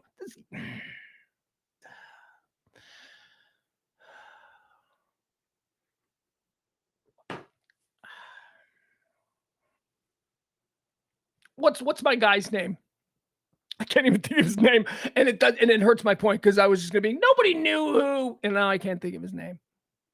The guy who played Tommy Shelby on Peaky Blinders, the guy who played Oppenheimer in Oppenheimer. I can't think of his name. He's an amazing actor. He's been acting for years and years. Anyway, that guy, nobody knew who that guy was. They just put him in Oppenheimer. And now he's a big star. Now he's going to win an Oscar. And now he's going to be a big star. They could have done that. The actors had no leverage. At least that's how I saw it. That's how a lot of people saw it. It was stupid. It was like the actors had no third act. They had no exit. They didn't know how to wrap this whole strike up now that the writers had been satisfied. They're like, They got everything. Went on for 118 days. 160,000 actors were whatever. I don't know. Not working. Let's see. They get huge wage increases across the board from everybody from extras to main character. How are you going to give main characters? That's what main characters have attorneys and agents like Jeremy Piven and Entourage. You can trust me. They'll get what they're going to get. Let's see. Streaming deals. They've been cut in on partnerships with streaming deals, which was really all they wanted. That's what they wanted. They wanted when their stuff, shows, if you say you did a show on a network and then it went off the air, it would be sold into syndication and it would be played on other stations around the country whenever that station wanted to air it. And every now and again, you'd go to your mailbox and you would get a check for that performance. Now, syndication isn't a big thing anymore because these shows, in their full rerun, the ability to binge them, they're not being sold into syndication. They're just simply being sold to a platform like Netflix where they just sit. And people can watch them as many times as they want. Netflix plays a one-time thing. Now, that is based upon the understanding of how residuals were to be paid for syndicated shows after first run on a network. Bullshit. It's total bullshit. Because now, so what you've done is this new technology has done a number of things, but mainly it has replaced you paying actors for shit that they did 20 years ago. It was wrong. That's what they wanted. They wanted to be paid for streams, and now they will be, and they got that. This is crazy. I can't believe Fran Drescher out there balling, man, out there she brought the studio system to their knees. When all the studios had to do is fire everybody and go, okay, Leonardo DiCaprio's not a thing anymore. I'd like you to meet Bob Phillips from Akron. Isn't he cute? Yeah, you're going to love him. Wait till you see this new movie we're making for him. And, we're all like, who's Bob Phillips? Well, it turns out Bob Phillips is a really good community actor, and he's just never discovered. But he's going to go up on that stage and he's going to make you cry. Why? Because acting is a con. The people that we revere as the greatest actors are simply the ones we call that because they're the ones that have been put in front of us in movies. There are actors all over. I always say this, the best opera singer the world has ever known is probably a plumber in Toledo. He just never got his chance. But man, oh man, you catch him in a good moment, he'll be under them pipes. And you'll be like, wow, you're good. Greatest actress of all time is probably working in a Waffle House. Why? Because she just didn't have the nerve to get on that bus and go out to California and try. So don't tell me that just because the studio system puts them up there and says, these are our stars and our best. Nah, those are just the ones that, I don't know, in the old days, you convinced to give you a blowjob in your office. That's the star system. Stop it. Which is why I didn't understand why the actors thought they had any clout. Just fire them all. Get rid of them. Oh, we'll be fine. Will people be angry? I can't believe, we love Daniel Radcliffe or whatever. It's like, well, you're going to love Phil Stevenson. He's going to be great. Wait till you see the first 3 films that Phil Stevenson stars in. You'll forget about Tom Hanks because we're going to make Phil Stevenson. And Phil Stevenson, he ain't going to complain about streaming rights because Phil Stevenson used to drive a Greyhound bus. He'd given up on his acting dream like 10 years ago. I can't believe she did it. I don't know how Fran Drescher did it. It's crazy.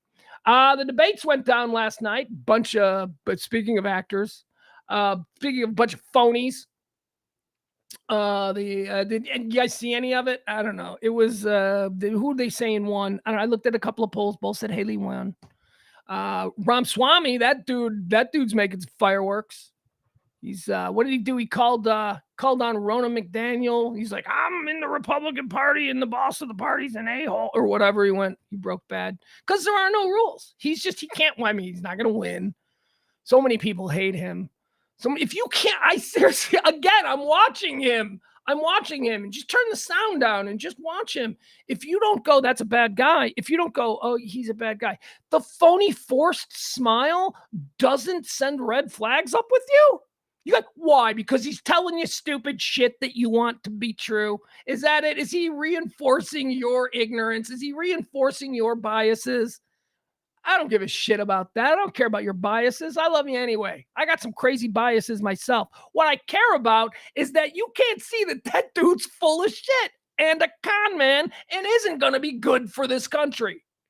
Now, I'm not saying that there's a Mr. Smith out there. I'm not saying Jimmy Stewart's going to walk through this door and, damn it, I love America. I'm not saying that. But please, can we eliminate the obvious weirdos? And he's one of them. I guess DeSantis did pretty good there. He'll never get my vote. That dude has done too much pandering in Florida. He has done way too much stuff that makes no sense other than if you're trying to win a primary. I like Nikki Haley. I liked her. I liked her when she called Ramaswamy scum. I love that. She's like, you're scum. There was such a real moment. Watch how she says that. The way she says that, that's just like, she would call you that in a bar. You're scum. It's like the way she said it. She's no great prize either. I don't know nearly enough about her, but I'm just saying of this group, she's the one I would vote for. And if you know what, if it came down to Biden and Nikki Haley, I'd probably vote for Nikki Haley just because why not? And because I think it would be hysterical if the Republicans gave us the first female president. I think that would be hysterical. And not hysterical for me. Well, hysterical for me, but to watch the Dems just lose their shit. Like that they're not the ones, they're not the party that was smart enough to put a woman in there first. It was the Republican. I want that to happen. I want that just so that the Democrats will just, because that'll bug them. That'll bug them. But she won't win. I don't know. She's probably somebody will, she's not even American. She's more brown than, that'll come out. That'll start to become a thing. You just wait. It'll become a thing.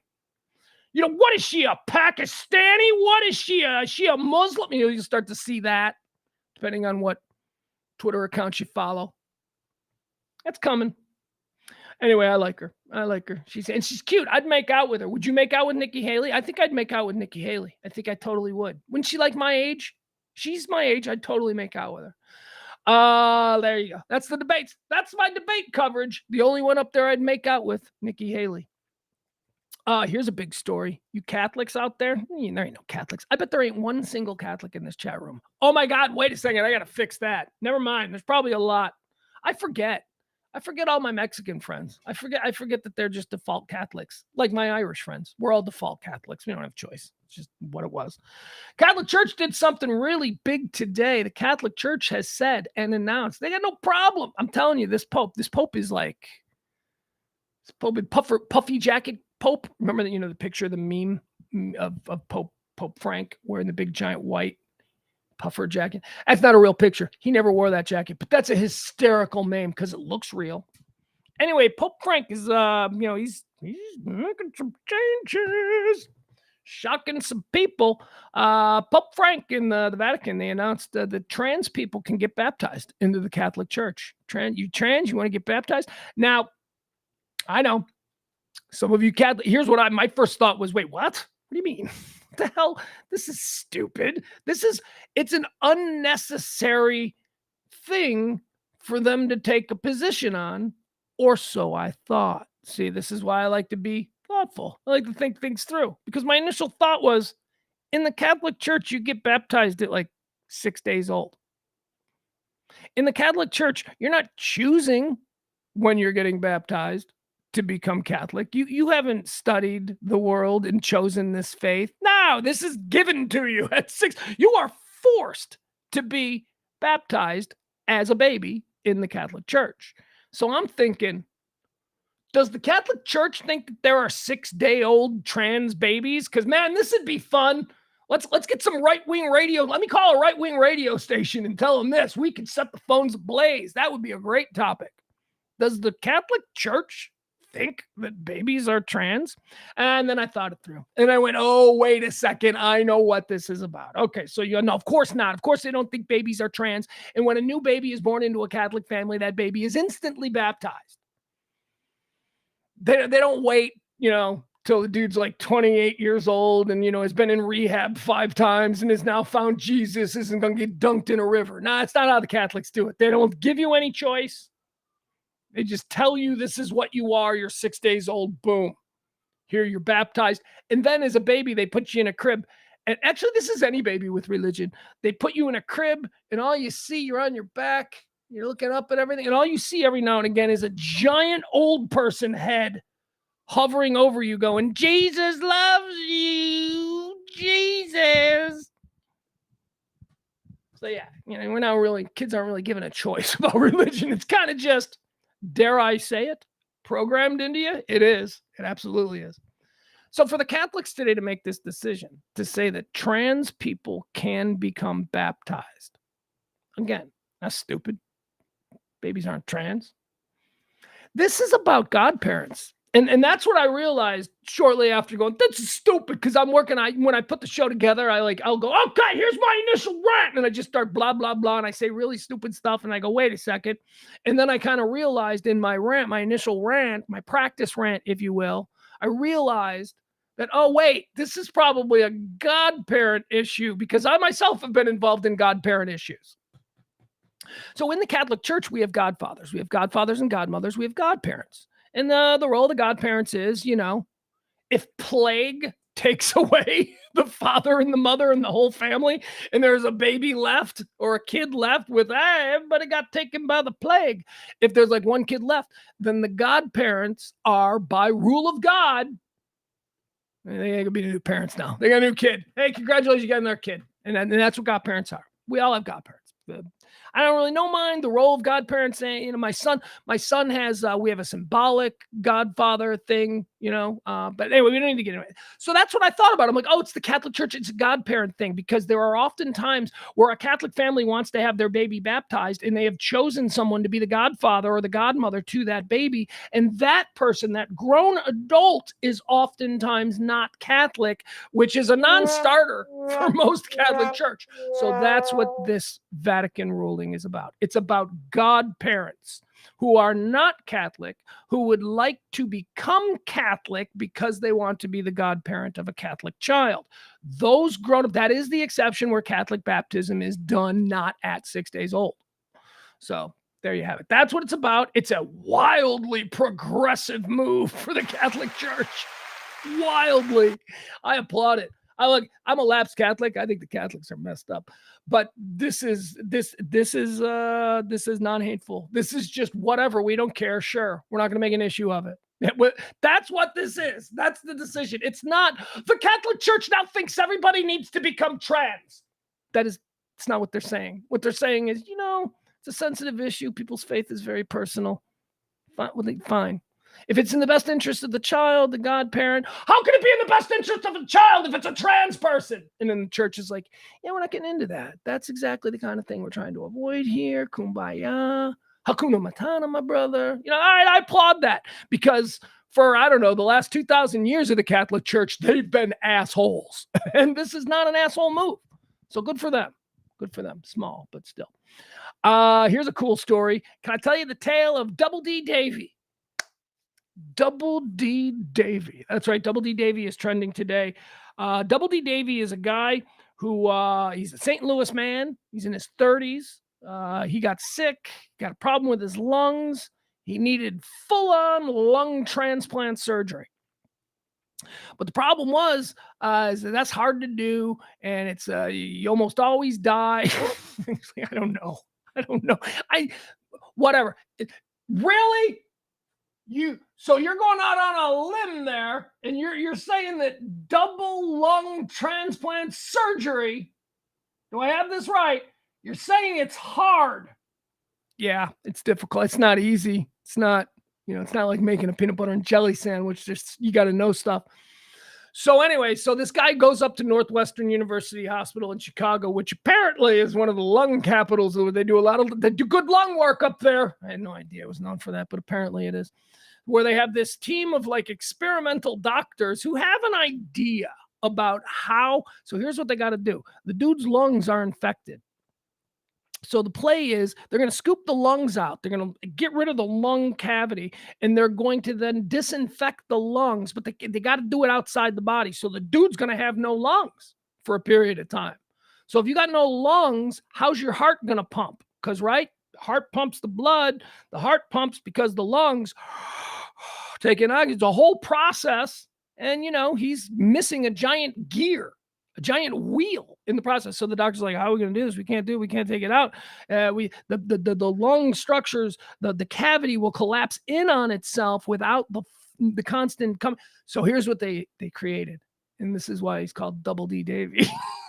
These doctors at Northwestern, they came up with a procedure using double D breast implants in the place of where his lungs would be so that they could take his lungs out. Anyway, they did it. It was a success. And they're like, hey, we can fix people's lungs now by using breast implants. And that's, there you go. That's the story of Double D Davy. He doesn't still have the double D's in there. They take those out when they put the lungs back in.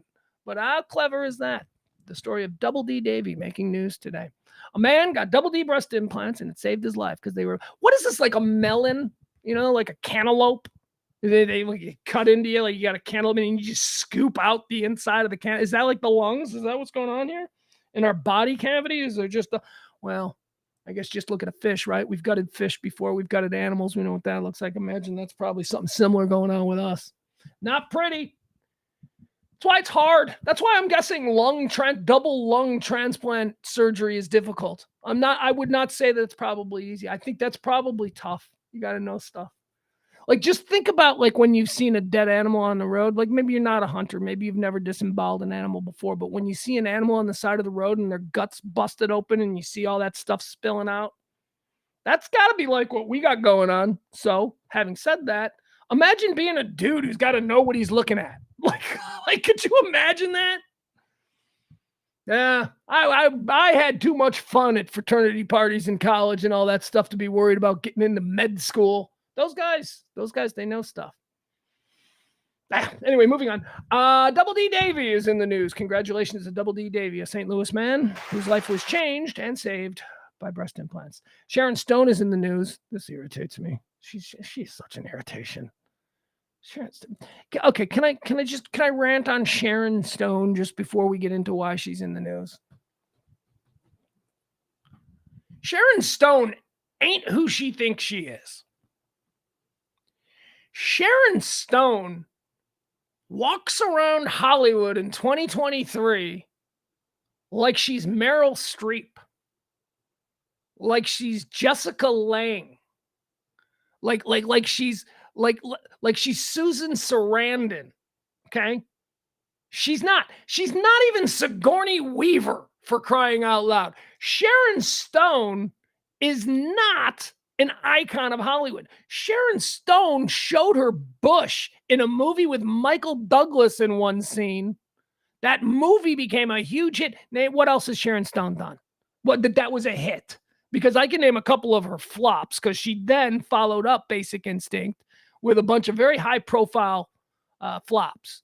There was the Western, The Quick and the Dead, right? That was a high profile flop. Anyway, Sharon Stone went away for about 20 something years. And we didn't really see much of her because she was unemployable, because it's like she's not a great actress. She's not even that beautiful. She's a beautiful woman. She is a beautiful woman. But in Hollywood, beautiful women are a dime a dozen. She's not special beautiful. And so she disappeared. And who knows anything about Sharon Stone? What's she been up to? Nobody knows. But every time she does emerge, she comes out in public, she presents herself like she's Gloria Swanson at the 1939 Oscars. And I just hate it. It irritates me. She's so pretentious about who she is. And I'm like, you're Sharon Stone. You were in a Woody Allen movie for one scene. Then you got Basic Instinct. You blew up. And then, like, you made nothing else that I could mention. And you remember when she bought her, this is like the one thing we know about Sharon Stone over the last 20 years. She bought her husband a backstage tour at the San Francisco Zoo for his birthday. Like, apparently that's a thing rich people can do. Hey, you want to go backstage in the iguana tent or whatever? And so she bought him this backstage tour at the San Francisco Zoo. And this idiot went wearing open-toed sandals and a lizard ate his foot. That happened. Yeah, do you remember that? That was the last thing I remember hearing about Sharon Stone. She got her husband's foot eaten. Don't go to the zoo. You're going to go to a backstage zoo where you're going to be like around wild animals and you're going to wear an open toes? I don't know. A lizard ate his toe or something like that. It was a big story. It was like a big thing. Anyway, that's Sharon Stone. I don't know what her deal is, but whatever. Barney says Quick and the Dead is fantastic, but not because of Stone. Hackman and DiCaprio make it great. Bomb. Yeah, Byron. You know what? Byron, I have to, Byron's right. Wow. Look at Byron just stopping me in my tracks. This is what happens when a loudmouth allows himself to be self-aware. Byron's right. Casino. I didn't mention Casino. She was amazing in Casino. She is freaking amazing in Casino. But I think that she's playing a bitch character that she probably is in real life. I don't know what kind of a stretch that was, you know? But she's amazing in Casino. Oh my God, I got to give her credit for that. I really do. Thank you, Byron. You set me straight. That's true. And Barney, not to be outdone, Barney, I agree with you. I actually enjoy Quick and the Dead, but in the lexicon of what I'm talking about, why Sharon Stone might feel like she's some great actress of accomplishment, that can't have anything to do with Quick and the Dead, because Quick and the Dead was not a big movie that an actress would brag about on their resume. They'd brag about Casino and they'd brag about Basic Instinct, but Quick and the Dead, you know, was kind of a box office bomb. Although a good movie. I do agree with you. It is not a bad movie. It's not a bad movie. I was confusing it when I first started talking about it, when I mentioned the Quick and Dead, I was confusing it with that movie where the Uma Thurman had a giant thumb, and that's a dumb movie. I think that's a Gus Van Sant movie. I don't know what that is. That's crazy. All right, so here's what's going on. Sharon Stone is telling stories now because she's desperate to stay relevant, because remember, she likes to fashion herself as Gloria Swanson at the 1939 Oscars. So she's now the goddamn of Hollywood. She's going to tell stories. And what she got? Well, she's got stories of being a hot chick in the 1980s casting couch era of Hollywood. And why not? And you know what? If that's what Sharon Stone wants to do with the third chapter, the third act of her life, bring it. I love tell-alls. I love these things. Sharon Stone says a former Sony boss sexually harassed her during an 80s office meeting. She says he took his penis out, shoved it right in my face. The confidence. I mean, all right, let me give you the detail. I mean, just what kind of, okay, look, There are a couple of ways I could react to that. I could be like, he's a monster. Kill him. He's a monster. Yeah, I don't want to go there. My question is, he's not a monster. I mean, Hitler was a monster. Pol Pot was a monster. He's not a monster. He whipped his dick out and waved it in a young Sharon Stone's face. He's like, hey, you want a movie role, baby? You know what to do. He's not a monster. He's a piece of shit for sure. I mean, he's gross and a creeper and all of those things, and someone that should be, marginalized in society because he obviously has no barriers. Like, he doesn't understand where the line is. I mean, how could you be? All right, so here's the story. Here's how it went down. She says, I went to his office, and it was, back in the 80s. So the couch was basically on the floor. It was one of those very low, giant couches, and my knees were around my neck. Remember, this is president of Sony in the 1980s. And my knees were around my neck. And of course, I'm so tall anyway. Darling. So I look like all legs just sitting there akimbo on the couch. And he's pacing around the office. And he's doing the exact same thing. He's waving his arms. And he's saying, oh, it's so true what they say about you. You are going to be a star. You're the most gorgeous woman I've ever seen. We haven't seen anyone like you in decades here in Hollywood. Everybody is talking about you and talking about that look you have. You're the most articulate. You're so smart and beautiful. And that hair. This is what he's ranting about as she's sitting on the couch. Then he came, this is her words now. Then he came walking right up to me in front of me as I was sitting on this low couch. And he said, but first, and then he whipped his penis out and put it in her face.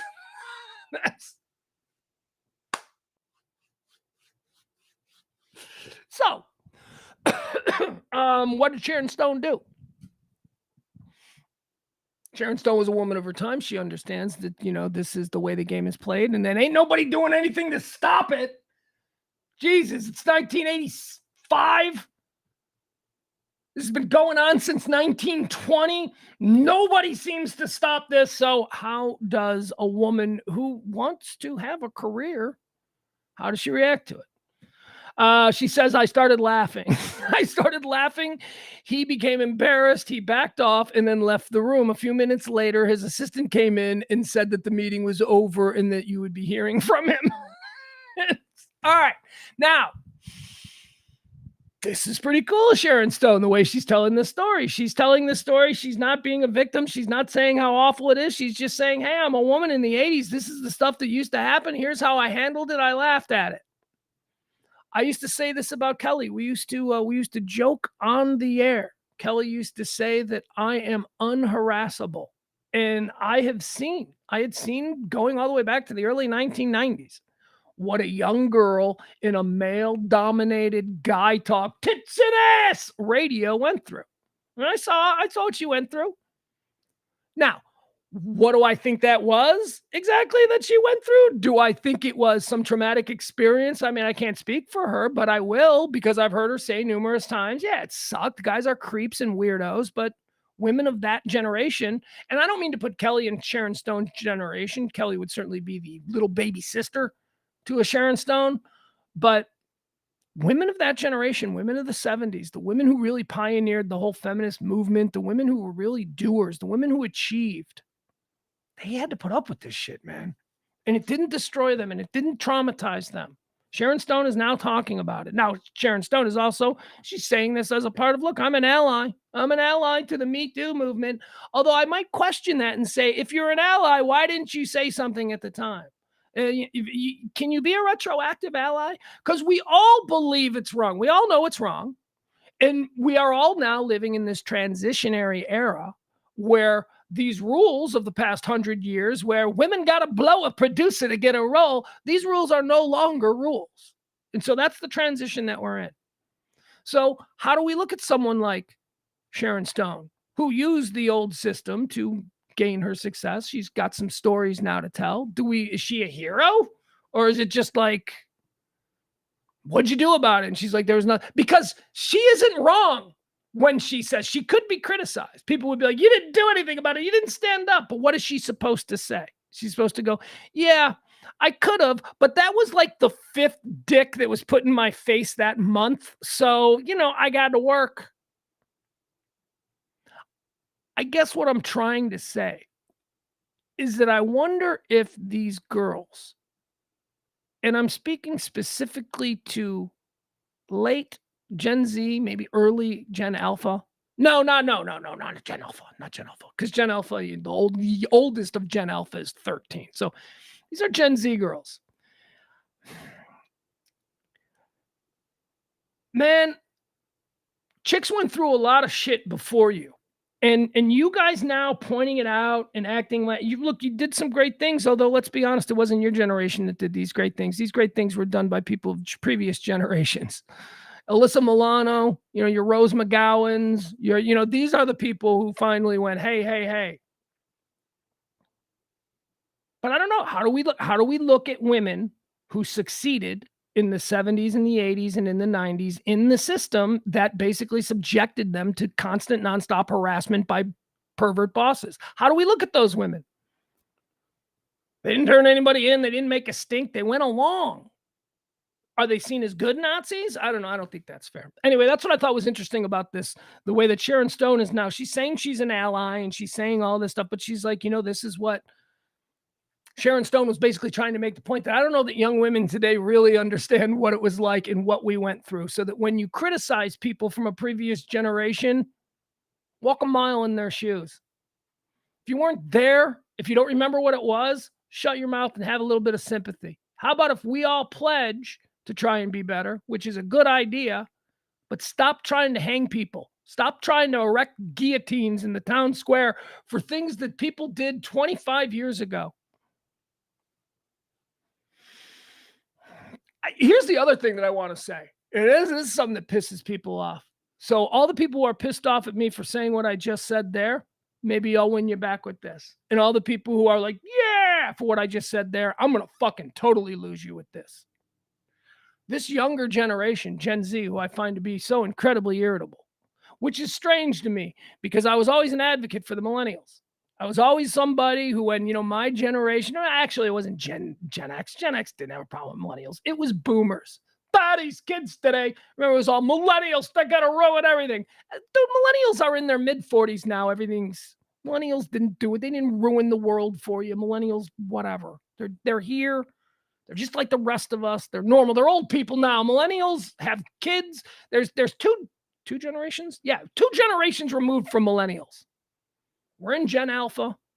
Gen Z followed the millennials. So stop it with the millennials. Anyways, I was always sort of an advocate. I was like, stop it. Leave them around. Shut up. They do things differently, but they're fine. They're good people.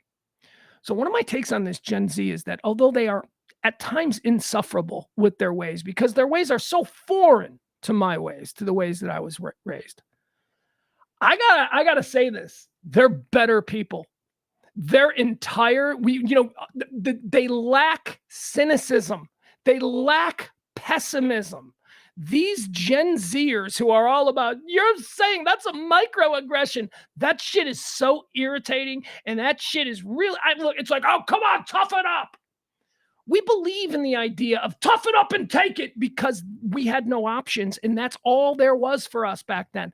These younger generations that we find so irritating, really all they're saying is stop being fucking assholes to everybody. Now, the problem with that is that there's a lot of assholes in their ranks. They aren't all pious. They aren't all completely centered. Some of them are just playing along with, this is how we are now. We're super offended and we get hurt by everything. Go further into that. The whole motivation is that they are nicer people. They are kinder to one another. They're more accepting of things. I don't know. So is all lost? No, of course not. Was all lost with the boomers? Because let me tell you, the boomer parents were like, look at these hippies in the street. It's not all lost. I don't know. I don't think Gen Z kids are as bad. They are as irritating, but I don't think they're evil because I think that their base is kindness. Maybe unrealistic. You might say, yeah, well, so what? They're kind. They're still naive and dumb. Very well true. Their kindness might be a result of their naivete. Their kindness, their hopefulness, right? Their desire to live in the world that they want, not the world that they have. That may seem misguided to us. But also, we're bitter, jaded, and cynical. All of us, because the world has done that to us. By the time you get to be our age, we don't look at things the same way we did when we were 18. And when we were 18 and we were looking at things, and even if we were a little bit more pie-eyed back then, we were still raised by people who were like, never trust a Jew. You know, there was still that kind of influence. We're still garbage. This generation, these Gen Zers, these irritating, they were raised by millennials. Millennials were like sort of wave one of this, like, be nice to everybody, United Colors of Benetton. That was never an idea for any other generation until the millennials. So what I'm saying is, I think we are incrementally, I think they are trying to be nicer people. I think humanity is attempting to become kinder and more decent with one another. And it's all of us, and it's our generations that come from the knife fight era of human life that are resisting it. And then when I think about it all, I go, well, why are we resisting it? Why are we like, that'll never work? Well, we're doing this because we're bitter, broken, jaded, cynical, pessimistic, all of those things, all the things that life to do. Hopefully they'll be better. Are they irritating as fuck? Oh, God, yeah. I'm traumatized.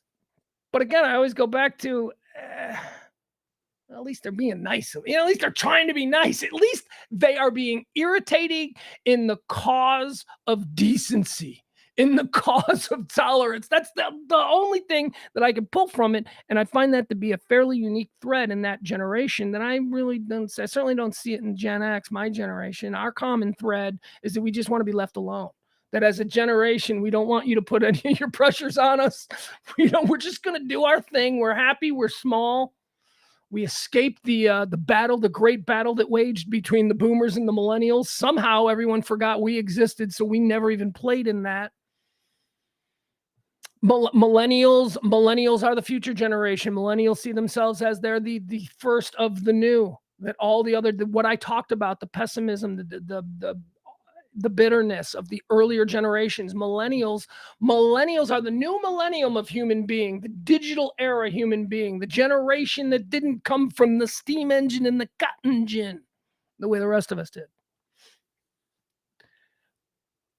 There was a line of demarcation at some point in this world between the world before computers and digitals and all that and the world after. And, a lot of us, we learned everything that we knew in the world that existed before that, how to communicate with one another, how to treat people on the street. I think we just need to consider that new generations are growing and evolving in different ways, and we don't like it, and maybe we don't like it because of our own garbage. And also, a lot of them are irritating as fuck.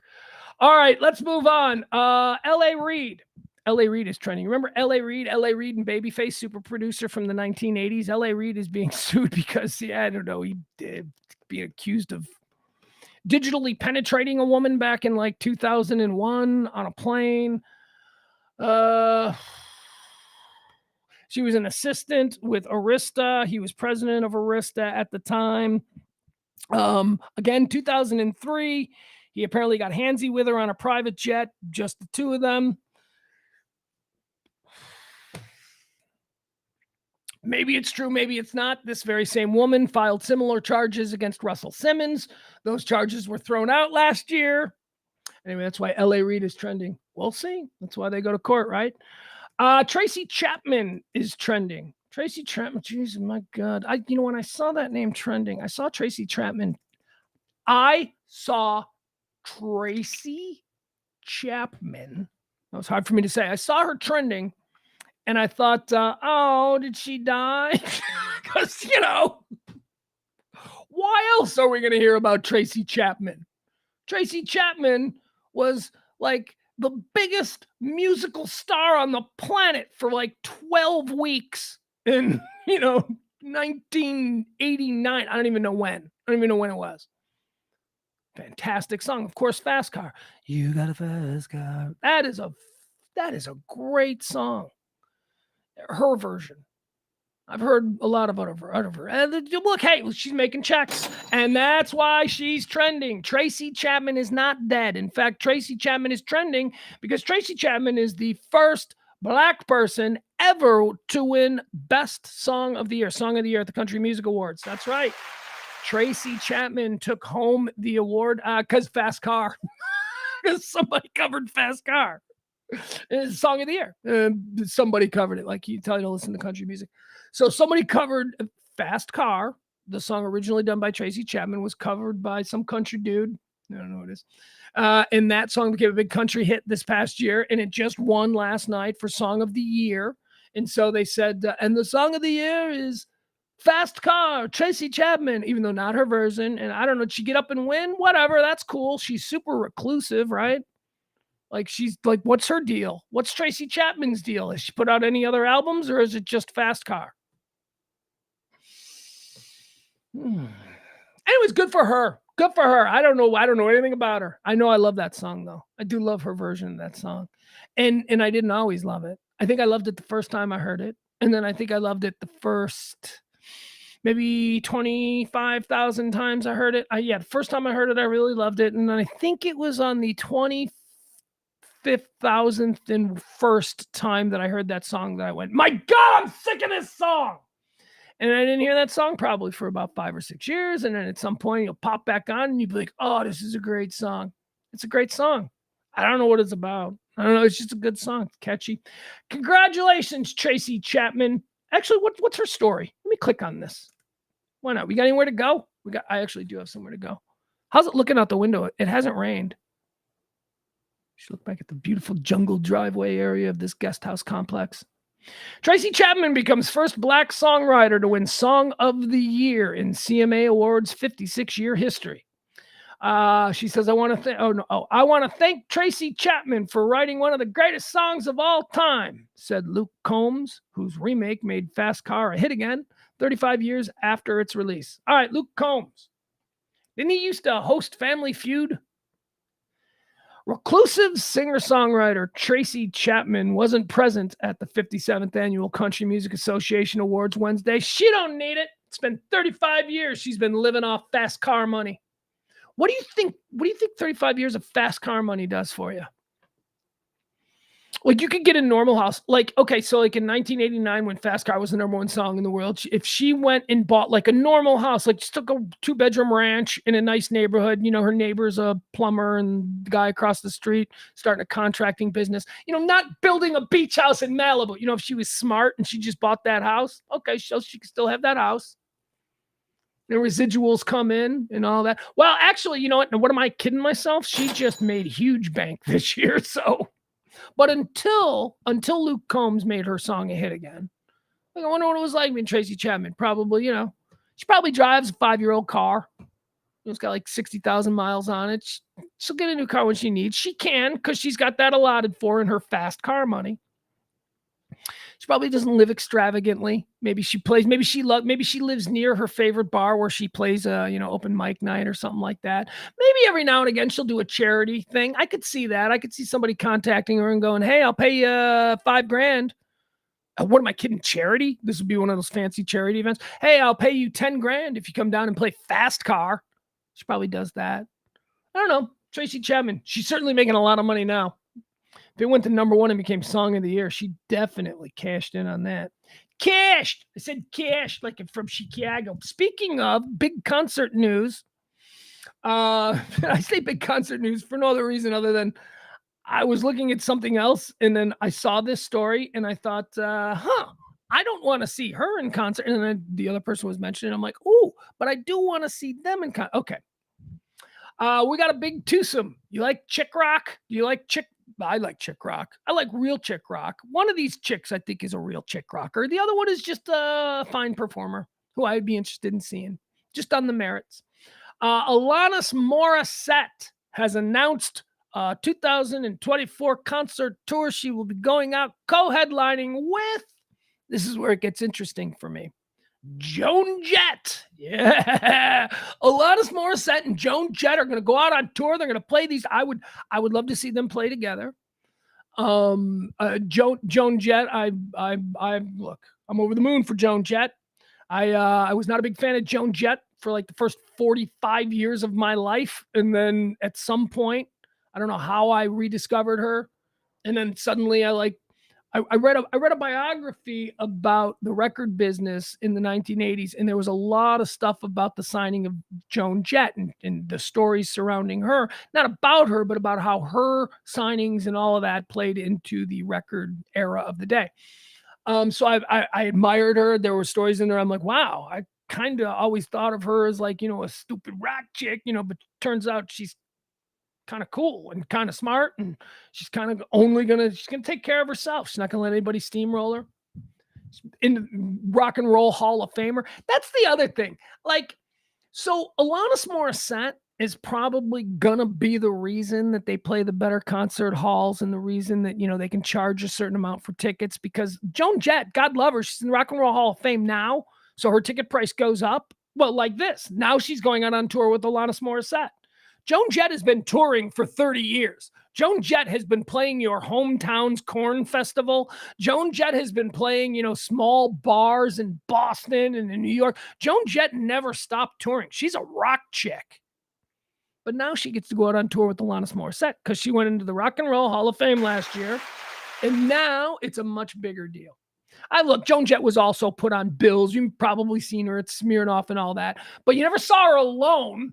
It was never, hey, you got to go see, like, there was never a time in 2017 where anyone went, hey, are you going to go see Joan Jett at the American Airlines Center? She never played places, you know what I mean? She wasn't that big.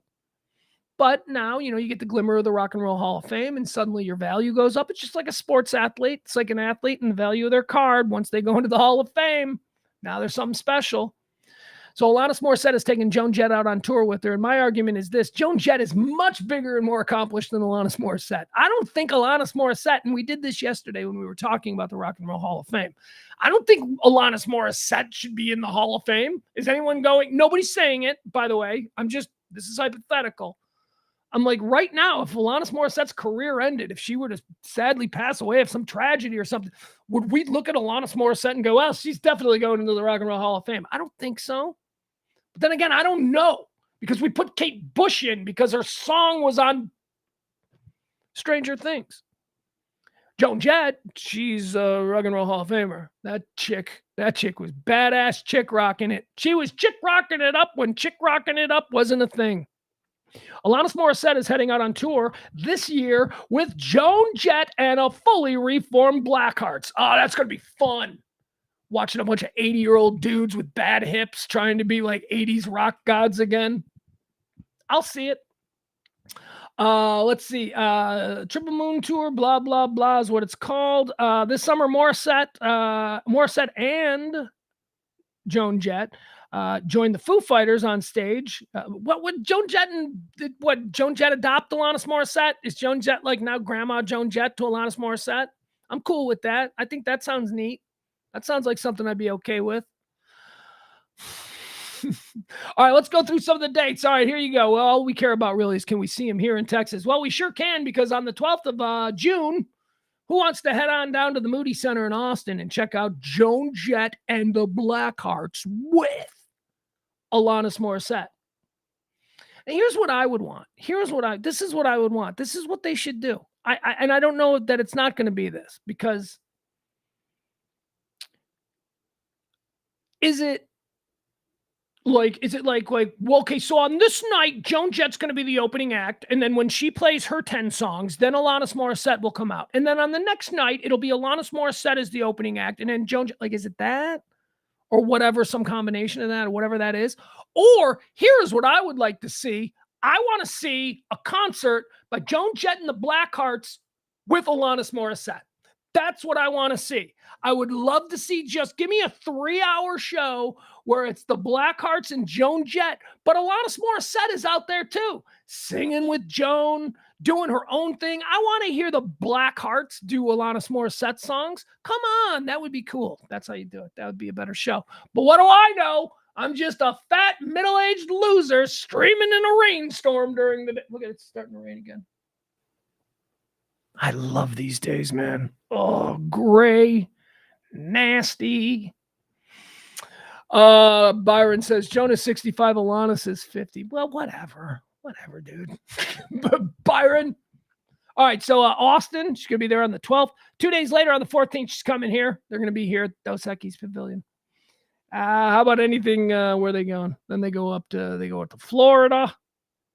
When you coming up, do you get Milwaukee? All right, so my Chicago friends, they're going to be at the American Family Insurance Amphitheater in Milwaukee. I don't know what that is. What is the American Family Insurance Amphitheater? Is that Alpine Valley? I don't know what is that, because these things change names all the time. I mean, I like to consider myself someone who's up on the concert venues in Milwaukee, seeing as though I've seen many bands in Milwaukee. Be like that's living in Chicago and seeing bands in Milwaukee is like if you live in Dallas and you've gone to Fort Worth to see a band. You know what I mean? It's not like that far. It's a little further than Fort Worth, but you get my point. No Chicago. Not playing in Chicago. All right, there you go. Well, they're going to hit Milwaukee. All right, there you have it. How about this one? A new trailer. We're going to watch a trailer here, folks. A new trailer for it's going to be an Apple TV show. New trailer was released. It's the latest Spielberg-Tom Hanks collaboration. Do you like the Spielberg-Tom Hanks collaborations? I like some of them. Band of Brothers, amazing. The Pacific, amazing. But then they also from Earth to the Moon. I think that's not Spielberg though. That's not Spielberg. Anyway, point is this: they got a new one, and it's the third installment in their Band of Brothers and the Pacific trilogy. This one is called Masters of the Air, and it is about the Bloody 100th. The Bloody 100th was the air wing of the United States Air Force that was basically the tip of the spear in the bombing runs that occurred over Germany during World War II. It was the first time that the war had actually been taken to the German people, and it's their story, and it's a Spielberg, and it's a Tom Hanks thing, and the cast looks amazing. Austin Butler, Elvis, he's like the star of it. Here you go. Let's watch this. This is the new trailer. This is coming to Apple TV, not HBO. The Spielberg Tom Hanks stuff used to always be contracted to HBO. That was the platform. Not anymore. They've moved over to Apple TV. So the new film, or the new series, I think it's a series, Masters of the Air. This is Tom Hanks. This is Steven Spielberg. It is the third installment in what they are calling the trilogy, the World War II trilogy. Band of Brothers, The Pacific, and now this one here. This is Masters of the Air. All right, let's watch this. It looks good. Here we go. Let's rack them up and knock them down.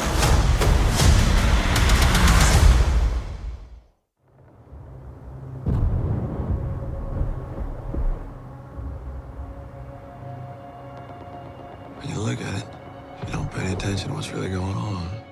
It's kind of beautiful.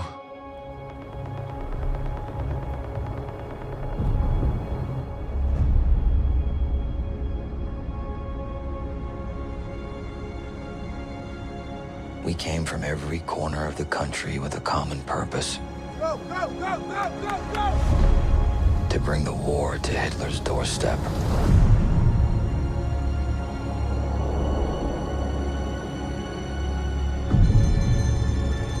These daylight missions.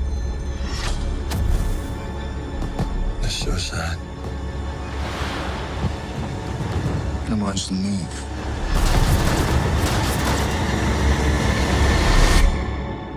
We lead our boys through it.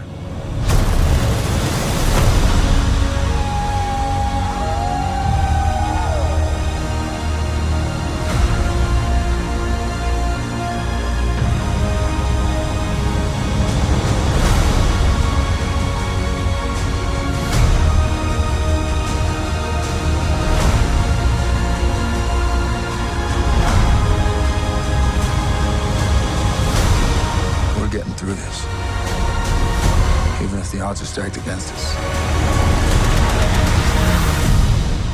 First time in the sawmill, boys. Let's rack them up and knock them down.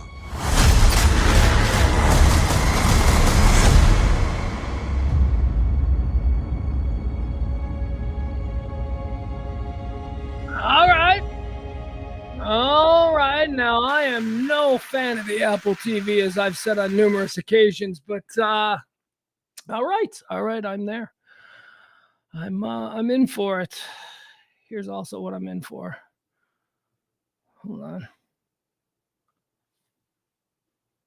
Boom, right there.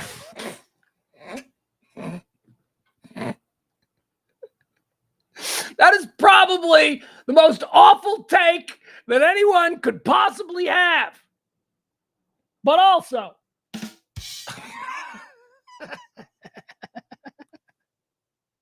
whee, that's funny. That's funny. You awful, awful man, Byron. That is funny. Okay. Let's see. What else do we have here? That's about it, folks. I got nothing else. We're out of time. Oh, actually, I do have one other thing that I do want to talk about. I would want to mention this because why not indulge me? This is all about my own personal narcissism. I woke up. Hold on. Let me get rid of that. I woke up to I woke up to news. So mad. Hurt. I don't know. I'm going to tell my kid's going to be crushed. My kid's going to be like, what the fuck, Dad? He's like, why? Why would this happen? There's no death in the family or anything else, but I'm being serious. I'm being serious. Something really sad, something that really just sucks happened to something that's very important to my son and I. And I'm like almost going to cry because I can't freaking believe it. I'm so angry. I've told you about this person before. Talked about how much he means to us. I talked about how he's just this incredibly aspirational figure. So everybody knows I'm an idiot Chicago White Sox fan. Team of my youth, whatever. I can't help it. We're a garbage dumpster of a freaking team and whatever. Can't help it though. You can't help. Heart wants what the heart wants, man. Get off my back. I know. Is it going to bring you any joy reminding me of it? No. So just shut the fuck up. I know my team sucks. Leave me alone. Of all the things that suck about my team, one of the things that absolutely did not suck about my team, one of the things, the reason that you watch garbage teams that are 20 games under 500 in the middle of freaking July is because there's something else going on that is connecting you to the fan, that is keeping you engaged, that is keeping you into this shit. And that was Jason Benetti. Jason Benetti, I've told you about him before. He's the voice of the Chicago White Sox. He's a kid from the South Side who grew up a diehard White Sox fan from his, surgical recovery room. As a little kid, he wrote a letter to the owner of the White Sox declaring that he was going to get better and that one day he was going to be the voice of the White Sox. And he did it. And he went on to be the voice of the youngest announcer named in baseball. He was like 32 years old. He's crippled. He's like, he drags his foot. He's just. And he's the most amazing and aspirational character that you could ever present to a little kid. My kid loves him. My kid loves Benetti because I'm getting emotional because, this is what baseball does. And again, nobody's dead. Benetti's not dead. But anyway, it was how my son and I bonded over baseball, by watching these broadcasts. We're here in Texas. We got to watch them from Chicago. So we get the local guys. And Benetti's funny. And he's kind. And he's awesome. And he's the best in the business at it. That's not even debated anymore. People ask anybody in baseball who's the best. Actually, no, who's the best grinder announcer out there? They'll tell you Jason Benetti, and you all know who he is because you've heard him. Because the dude does a game 7 nights a week, dragging his leg. His arms don't work 7 days a week. This son of a bitch is getting on an airplane, flying to Virginia to call some Thursday night college game. Then he's back because Friday night he's got to be, whatever. Because he's doing the Saturday ESPN game. He does football. He does baseball. He does lacrosse. He is the home announcer for a team for the Chicago White Sox. So he does all of those games. And then on weekends, he flies off and he does the ESPN weekend. He's an amazing character. He's an amazing, amazing dude. And the fucking White Sox let him go today. They let him go. They refused to re-sign him. This is the dude who should have been the voice of this team he's only like 39, 40 years old. He's only been with us for 7 years. He came to us as a kid, as a crippled kid from the neighborhood, who would go on to be the height of professionalism, just like the best. And he's going to the Detroit Tigers because, yeah, you're goddamn right. The minute the White Sox said, we're not going to sign you, somebody went, we'll take him. And he's getting a huge raise, and good for him, but he doesn't want to be there. He wasn't raised on the south side of Detroit. He doesn't. This is another example of my fucking baseball team not understanding what they mean. Just get the fuck out. I'm so done with the White Sox. Just move. Just go to fucking Florida or wherever you want. Anyway, this is why I saved this for the end, because this is my rant. I do want to share this with you, though. This is something just, we can watch this. This is a little retro thing. This is from the, I guess, back when the White Sox hired Jason Benetti. This was Lester Holt, NBC Nightly News. I don't know what it is, but just watch this story. And then just know that it ended today because my team is run by assholes who are fucking cheap and don't know what they have. Well, I mean, they know. They just don't care. Finally, tonight, it's a new baseball season, and one of the game's most storied franchises is making a change. Legendary Chicago White Sox announcer Hawk Harrelson is dialing back his schedule. And the new voice in the booth is a longtime fan with a triumphant story of his own. We get more from NBC's Ron Mott. Inning for Latos, breaking ball, strike three. If Jason Benetti were doing play-by-play of his own life, he'd call a come-from-behind victory. The Sox are on the board, 3 batters in. A prophetic ending to a school paper written long ago as a young boy. I would like to be the White Sox sportscaster, as long as I don't look like Harry Carey. Benetti dreamed big. Maybe I will find out one day. Yes. Wanting nothing more than a job with his beloved hometown Chicago White Sox. So when the pitch came to do just that on TV this season, he crushed it. This is something you've been thinking and dreaming about for a long time. You almost lose that visceral, emotional feeling of getting a job like this before you get it, because logically there's not much of a chance at all. Born 10 weeks prematurely, diagnosed with cerebral palsy, Benetti endured numerous surgeries, braces and cast on his legs, and now at 32, Me?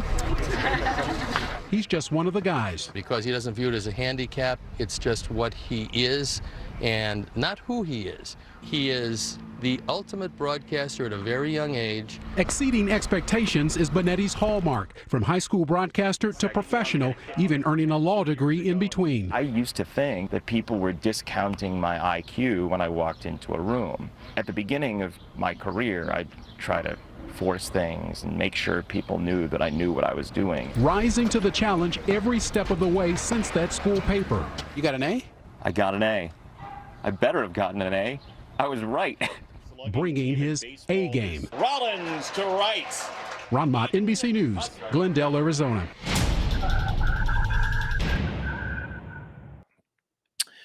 Well, yeah.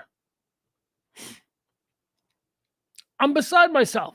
And I don't know what I'm going to tell my kid this afternoon, and he's going to, look, he's not. It's going to bum him out. These people, they mean stuff to us. When a regular, normal person can mean something to you.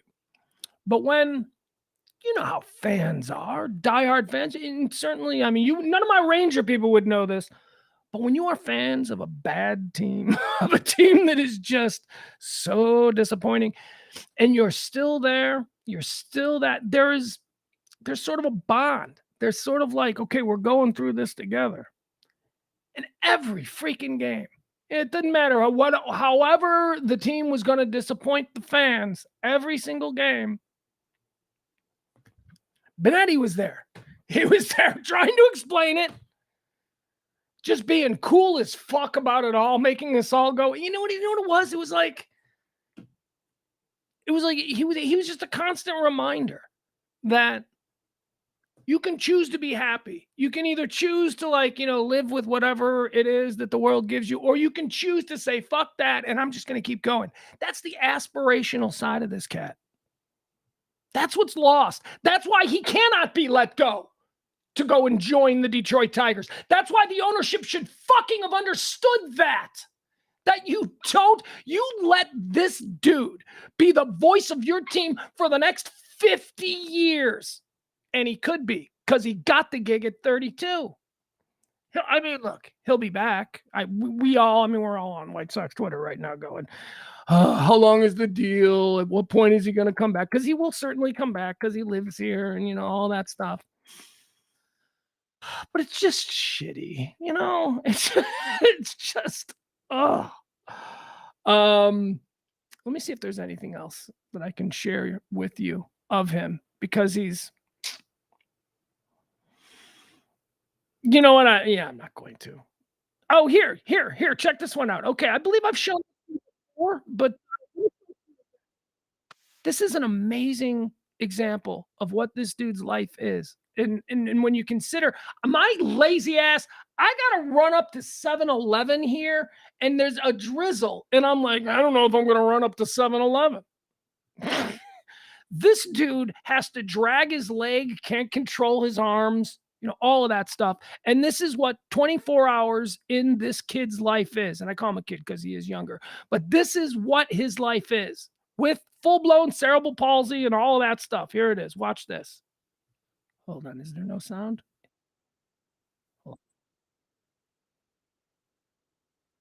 CSN Chicago. What a game. I'm sorry. All right. So this is 24 hours in his. You've been watching Chicago White Sox baseball on CSN Chicago. What a game.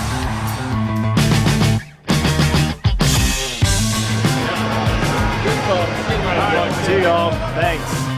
Do I have everything? Not good, huh?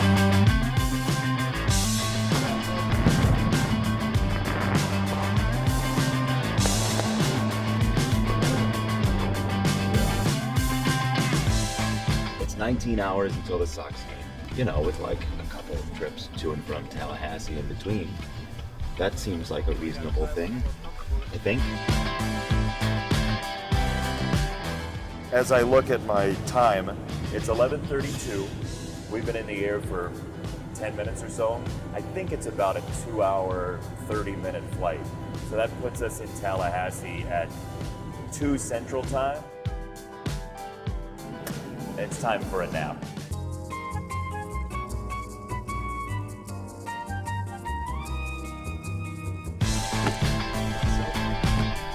Thanks a lot.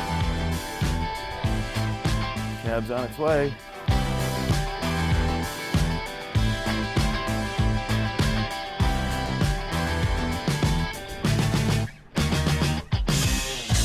All right, here we go. Everybody sleep at home. The dude's got cerebral palsy, and if you notice, nobody is even carrying his bags. He's just lugging everything himself.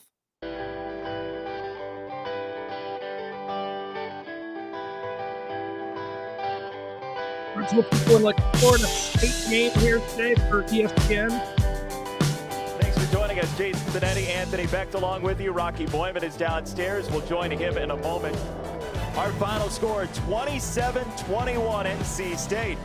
So long, everyone. Let's go. All right, now he's got somebody carrying a bag. He's hurrying.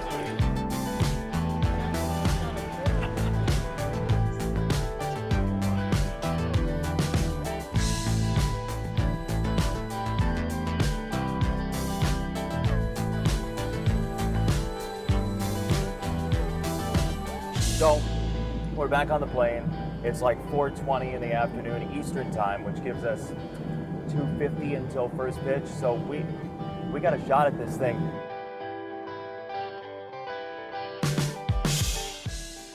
We're on our way to the stadium. John's driving. He's getting us there as fast as possible. Stoney Aloni. I think you lost the bat. Right over there. Home sweet home. I'm gonna get into the booth and he's gonna be like, you know what? I'll just do it tonight. Thanks everybody. Thank you. How you doing? Hey, pal. This is for you. This is Oh, the award. you. Yeah, Bean O'Malley said that's one thing that you should probably have waiting for you when you come back, and there it is. Congratulations. Nice job today. Thank you. Good job by you, by the way. I watched on the way here. Jason Benetti. Congratulations, Detroit Tigers. You've got the best in the business.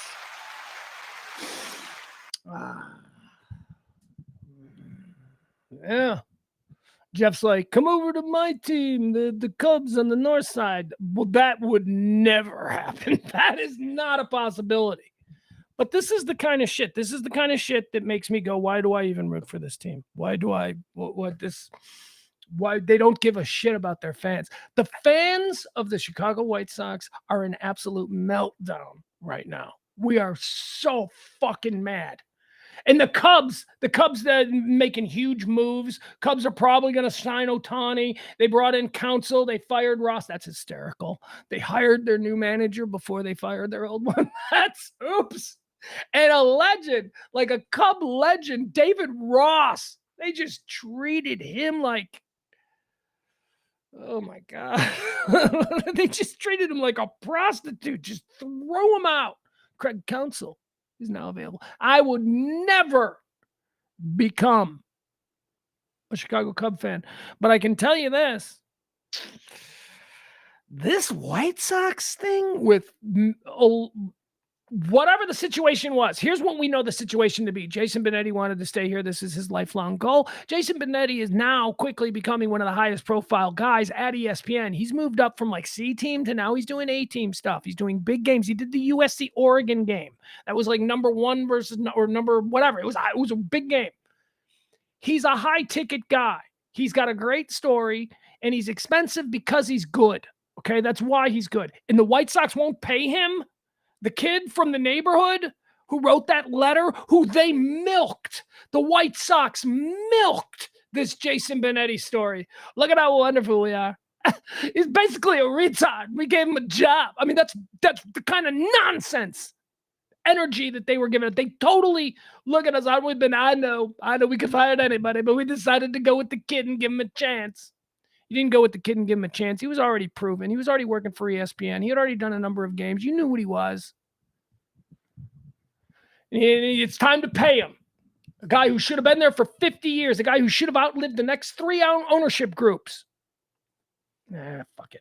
Anyway, how were you guys today? We went long today. We went long because I'm very upset about Jason Benetti. And thank you for the kind words. But again, it's baseball. It's silly, and I don't know why it's so emotional. I'll tell you why it's emotional.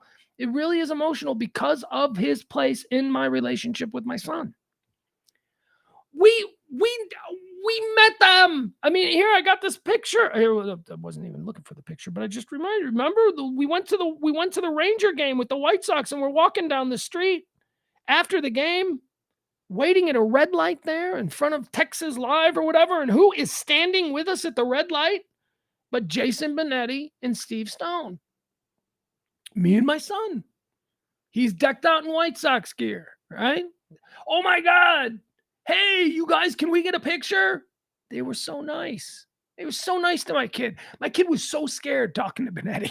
It was, kid, because to him, he's this big celebrity. I'm trying to find that picture, but anyway, we don't need to waste any time with it. I'm going to put that picture up. And I'll put it up on Facebook, and I'll tell a story about how nice he was, and then I'll rant about how my baseball team is completely squandering what little love I have left for them.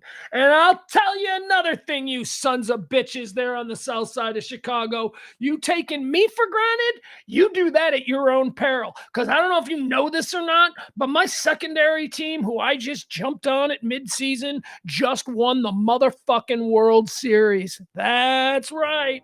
So y'all can kiss my ass, White Sox fans. Not White Sox fans. I have no anger towards my brothers.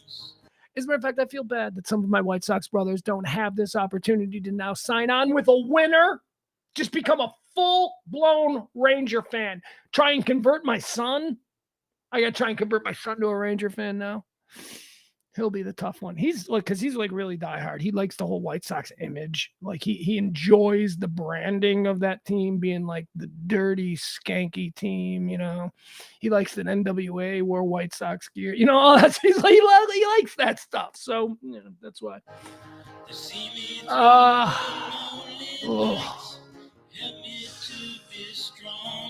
Noel, you're awesome. I love you guys. No show tonight. No show tonight for a number of reasons. One, I got big fancy dinner. Got to go to it this afternoon. 2:30. Okay. Big fancy dinner I got to go to this afternoon. Very excited about that. And then there's the Bears are playing on Thursday Night Football. Now I know that is in and of itself not something worthy of not doing the show. However, that said, I watch the games with my kid. So we like to watch them together. And so it's kind of a thing that we do. And that's probably when I'm going to let him know about Benetti. Oh, my God. Oh, my God. He's going to be fine. You know, I'm giving this impression like my kid's going to crumble in tears. He's not. That's me. That's what I do. I'm the old sentimental softie. He's going to be like, what? And I'm like, yeah. To who? And I'm going to be like, the Tigers. He'd be like, the Tigers? He's going to the Tigers. What does he know about the Tigers? I'll be like, well, he knows about all baseball. He's kind of a baseball savant, but okay. He'll be angry. It might ruin the energy of us watching the Bears game. But then again, the Bears are probably likely to do that anyway. Thank you. I saw somebody tip today. I think I saw something. If you guys are so inclined, want to help out the show, tip something. Thank you. I haven't been able to check that yet. I don't like to check it every day. But I did notice that I heard it go bing, which is good. See what else? I got nothing else for you. We'll see you tomorrow at noon. Love you guys. Bye. Appreciate you.